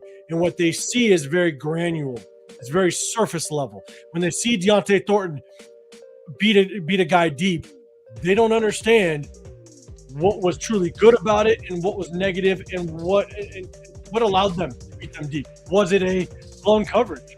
Yeah. I don't know that, because half these beat writers don't know how to read coverage, don't know how to understand coverage, right? And so they just see it and they relay it. So definitely kind of calm down just the expectations, because at the end of the day, preseason can tell a lot. But even with preseason, you don't know what kind of competition they're going up against. That's why it's always good to know, is the other team playing their starters, or is it just second and third stringers? And so I think at the end of the day, you want to see what they do through preseason.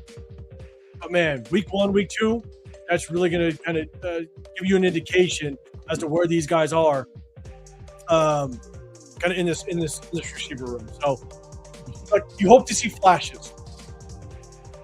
That's what you hope for. You hope to see flashes out of these guys, and if they show flashes, then it just shows some promise.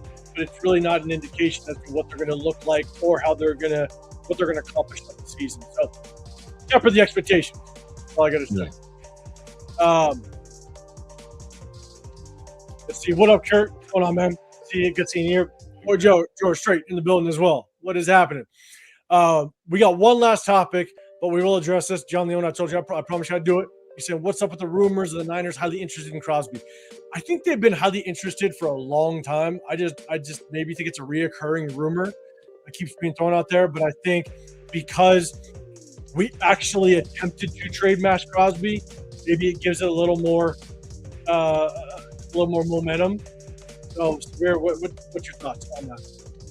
Yeah, I said initially after the Myles Garrett trade that the other teams that feel that they're in a championship window, they may feel a little bit of added pressure to make some moves, and it might start a little bit of an arms race, or a little bit of a like maybe a mini bidding war behind the scenes for some of these other top players that were possibly available, for trade, but like I said, behind the scenes. So, and the further we get away from that injury, the healthier Max starts to get. I think the interest in him is only going to increase. And if we get a serious enough offer, I know Raider Nation would hate to see, Max Crosby in a 49ers jersey. But if we get a serious enough offer, it would not surprise me at all for us to trade him. It'd be probably unfortunate because we'd have to face him, we'd have to play him. So I know they'd rather not do that. But it's going to go down to what team gives us the best compensation. So I can see a team like the 49ers or the Cowboys, or another team that feels they're in a running. Like, I'm trying to think of somebody else right now. With the Steelers, probably not. But the Broncos probably not either. But I could see a team that's that feels they're one more piece away from being truly competitive, pulling the trigger and saying, you know what, this is our shot. We got to shoot it while we can. And I think the reality of a Max Crosby trade, it's there without question. And when we drafted Keon Crawford, I said that the only way, if Keon Crawford enters this season as a backup, as a rotational piece, that makes no sense in the third round, at least for me, because I like to draft bona fide starters through rounds 1 through 3, and we were the worst team last year. So you have plenty of positions that you can find starters at in rounds 1 through 3. But it would make sense if we traded Max Crosby, because then it looks like the Keon Crawford pick is the Max Crosby replacement. That would make sense. Now, ultimately, if he were to get traded to the 49ers, he would be opposite of Nick Bosa. That would be nasty. Yeah. I would, again, not hear the end of it from my goddamn family if Max Crosby goes out over there and just absolutely balls out. I'd be pissed. So, just look, the reality is he definitely could be on the move. So, all right. Last topic. Linebacker depth. Are we concerned? Okay, Nakobe Dean still dealing with some injury stuff. Clint Kubiak was very vague on how he wanted to address it during his press conference, basically saying that he didn't want to address injuries. We're just working on everybody being healthy going into training camp. If Nakobe Dean is not fully healthy going into training camp, I'm going to kind of hit that panic button a little bit. Quay Walker, I'm excited for Quay Walker. But if these two guys go down, then we got Tommy Eichenberg. Coach is in the building. He's going to pop up out of nowhere. Tommy Eichenberg. There are some people saying some good things about Cody Lindenberg, but I don't want to hear good things without pads on as a linebacker. I want to see good things with pads on. Full contact. That's when linebackers make their money. And so show me that in preseason. Show me that with pads on. And then we'll get a little bit excited on the defensive side. But we failed to address it early last year. Even though Cody Lindenberg was a guy that I wanted and we got him, we didn't address it last year in the draft. Neither did we address it too much during free agency. We got Devin White, Landon Roberts, stuff like that. But there were Jermaine Pratt. We all know how that worked out. But we went and addressed it with Quay Walker and Nakobe Dean this offseason. Great acquisition. I think it was great as long as Nakobe Dean stays healthy. But the depth is still a question mark. So if these linebackers go down, chat, let me know. Are you concerned with the depth that we have? Because you don't want to fall off too much when your starters get hurt. The linebackers, man, we need them to be the heart of this defense. Severe, man, what's your thoughts on this linebacker room if one of these linebackers gets hurt? Yeah, we're in a tough spot, man. We're in a tough spot, and we're really in a tough spot because part of what intrigued me so much about Quay Walker is that his versatility and us being able to move him around, let him do multiple things, let him be just a playmaker out there. And if we don't have Nakobe Dean there to kind of solidify the middle linebacker position, then we may be forced to keep Quay Walker more inside than we normally would have. The one thing that maybe gives us a little bit of relief in that situation is that I think there are going to be times where we might run some three safety looks. I can see us like doing that, with regularity with Traydon Stukes, maybe even with Dalton Johnson out there.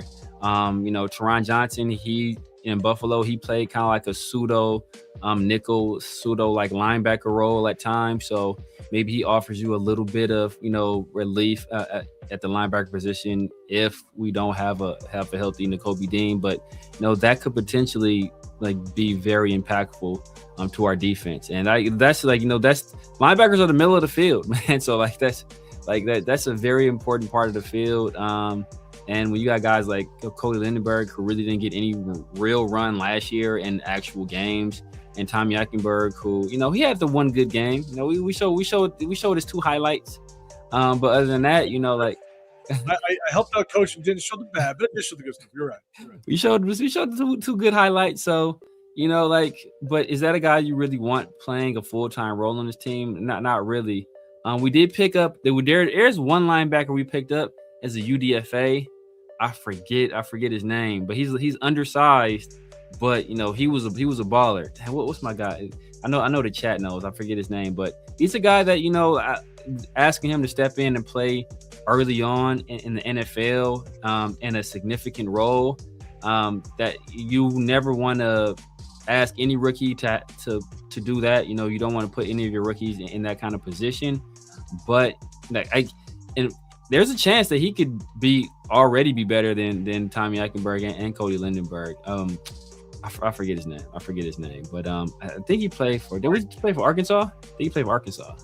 Davian Story. Yes. I like the kid. I think when we covered the UDFA's, he was one of the guys that I said he could find himself on this roster again, because when you look at UDFA's, you want to see, okay, what do the starters look like? What's the depth?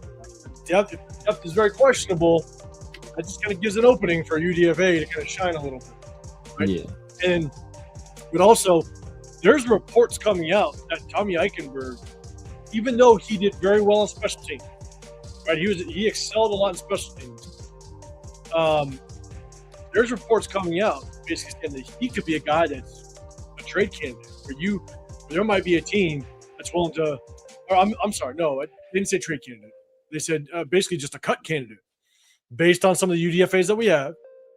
And the fact that, again, I know it's not full contact or what have you, but you got to take advantage of every opportunity you have. They're saying that Cody Lindenberg is now skipping him in the depth chart, and so it remains to be seen what Tommy Eichenberg's future looks like here with the Raiders. But as a backup, especially at the linebacker position, with the new kickoff rules and stuff like that, it's good to have linebackers on this squad because that's where linebackers thrive. Edge rushers, linebackers, strong safeties, those type of guys, you're going to want them on that kickoff return team. Just the way it's formatted now. And so would he be valuable enough based on his production in special teams to keep him on this roster? But we all know if he's got to be the guy to be the starting linebacker, he might have a lot of concerns. Yeah. I know we picked up the kid from the dude from Colts. Was the dude from the Colts we picked up? He's like a core special teamer. Yeah. I forget his name. I think he blocked the kid. He's the one that blocked the punt, I think, right? He's the one that blocked the punt in that game. So I know we picked him up, but I don't know how much time he's really played, like in actually, actual defensive packages. And then, it pushed him to sub. It's not an ideal situation, but I think Devin White is still out there. Landon Roberts is still out there. there's still some like veteran guys out there. Jamal Adams is still out there. If we get desperate enough, there's still some like guys out there. Devin White's still out there. Yep. Yeah. So he's still out there. Still out there. Still out there. So if we get desperate, man, we have to turn to one of those guys. It may be a situation where beggars can't be choosers. Yeah, 100%. So, all right, we're gonna go and take this off the screen. That was the last topic. I'm gonna go real quick before we get out of here. Before you guys get out of here, I'm gonna do one last plug to end it off. Again, jersey raffle. If you guys want to get included in it, $10 entry. You got to send your money through Venmo. Real Talk Raider at Real Talk Raider Nation on Venmo. All the proceeds will go to a good cause. I'll announce that good cause on August 20th when we do the raffle. $10 raffle, unlimited entries. If you're the winner, you can pick a Mendoza, Bowers, or Genty jersey of your choice. Cheeto Linus is going to be providing the jerseys. I already give him the money, so he's got it. We'll announce the winner, one of the three winners, all three winners, during a live of that Houston game. So definitely want to get involved. Send the money to Venmo. Every live that I do, I will show a list of everybody that's entered, how many entries that you have, all that stuff we're going to have a little bit of fun with. But again, all the proceeds of this will go to a very, very, very good cause. I know everybody will be good with it, support it, so it'll be fun. So again, you want to get included. Real Talk Raider Nation, Venmo, send it. We'll have some fun. Go for the Brock Bowers if you win. Safe. Safe. Go for those are your three choices. Go for Brock. Be one of your choice. What a rundown what's happening, big dog. It's always gotta happen. Maybe we're gonna nix your size, Jeff. Okay? Maybe we'll end up with 2 bibs. God damn it. Hey. Cool. All right. That was it. That was everything, man. I understand it's the off season. We appreciate everybody that jumped up here, talked with us. If you guys don't know, we do go live every Wednesday.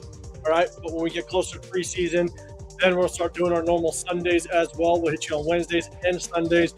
Break down game film throughout the season, give you just a more in-depth look of the game from not just the eagle eye view, like you kind of see during the broadcast, but also the end zone view to give you a little bit different perspective. Also gives you an opportunity. We like to do it live, so you can get you guys feedback, and we could be your punching bag for that live because a lot of people don't like our takes, but we end up being true and we end up being right. God damn it! Yeah.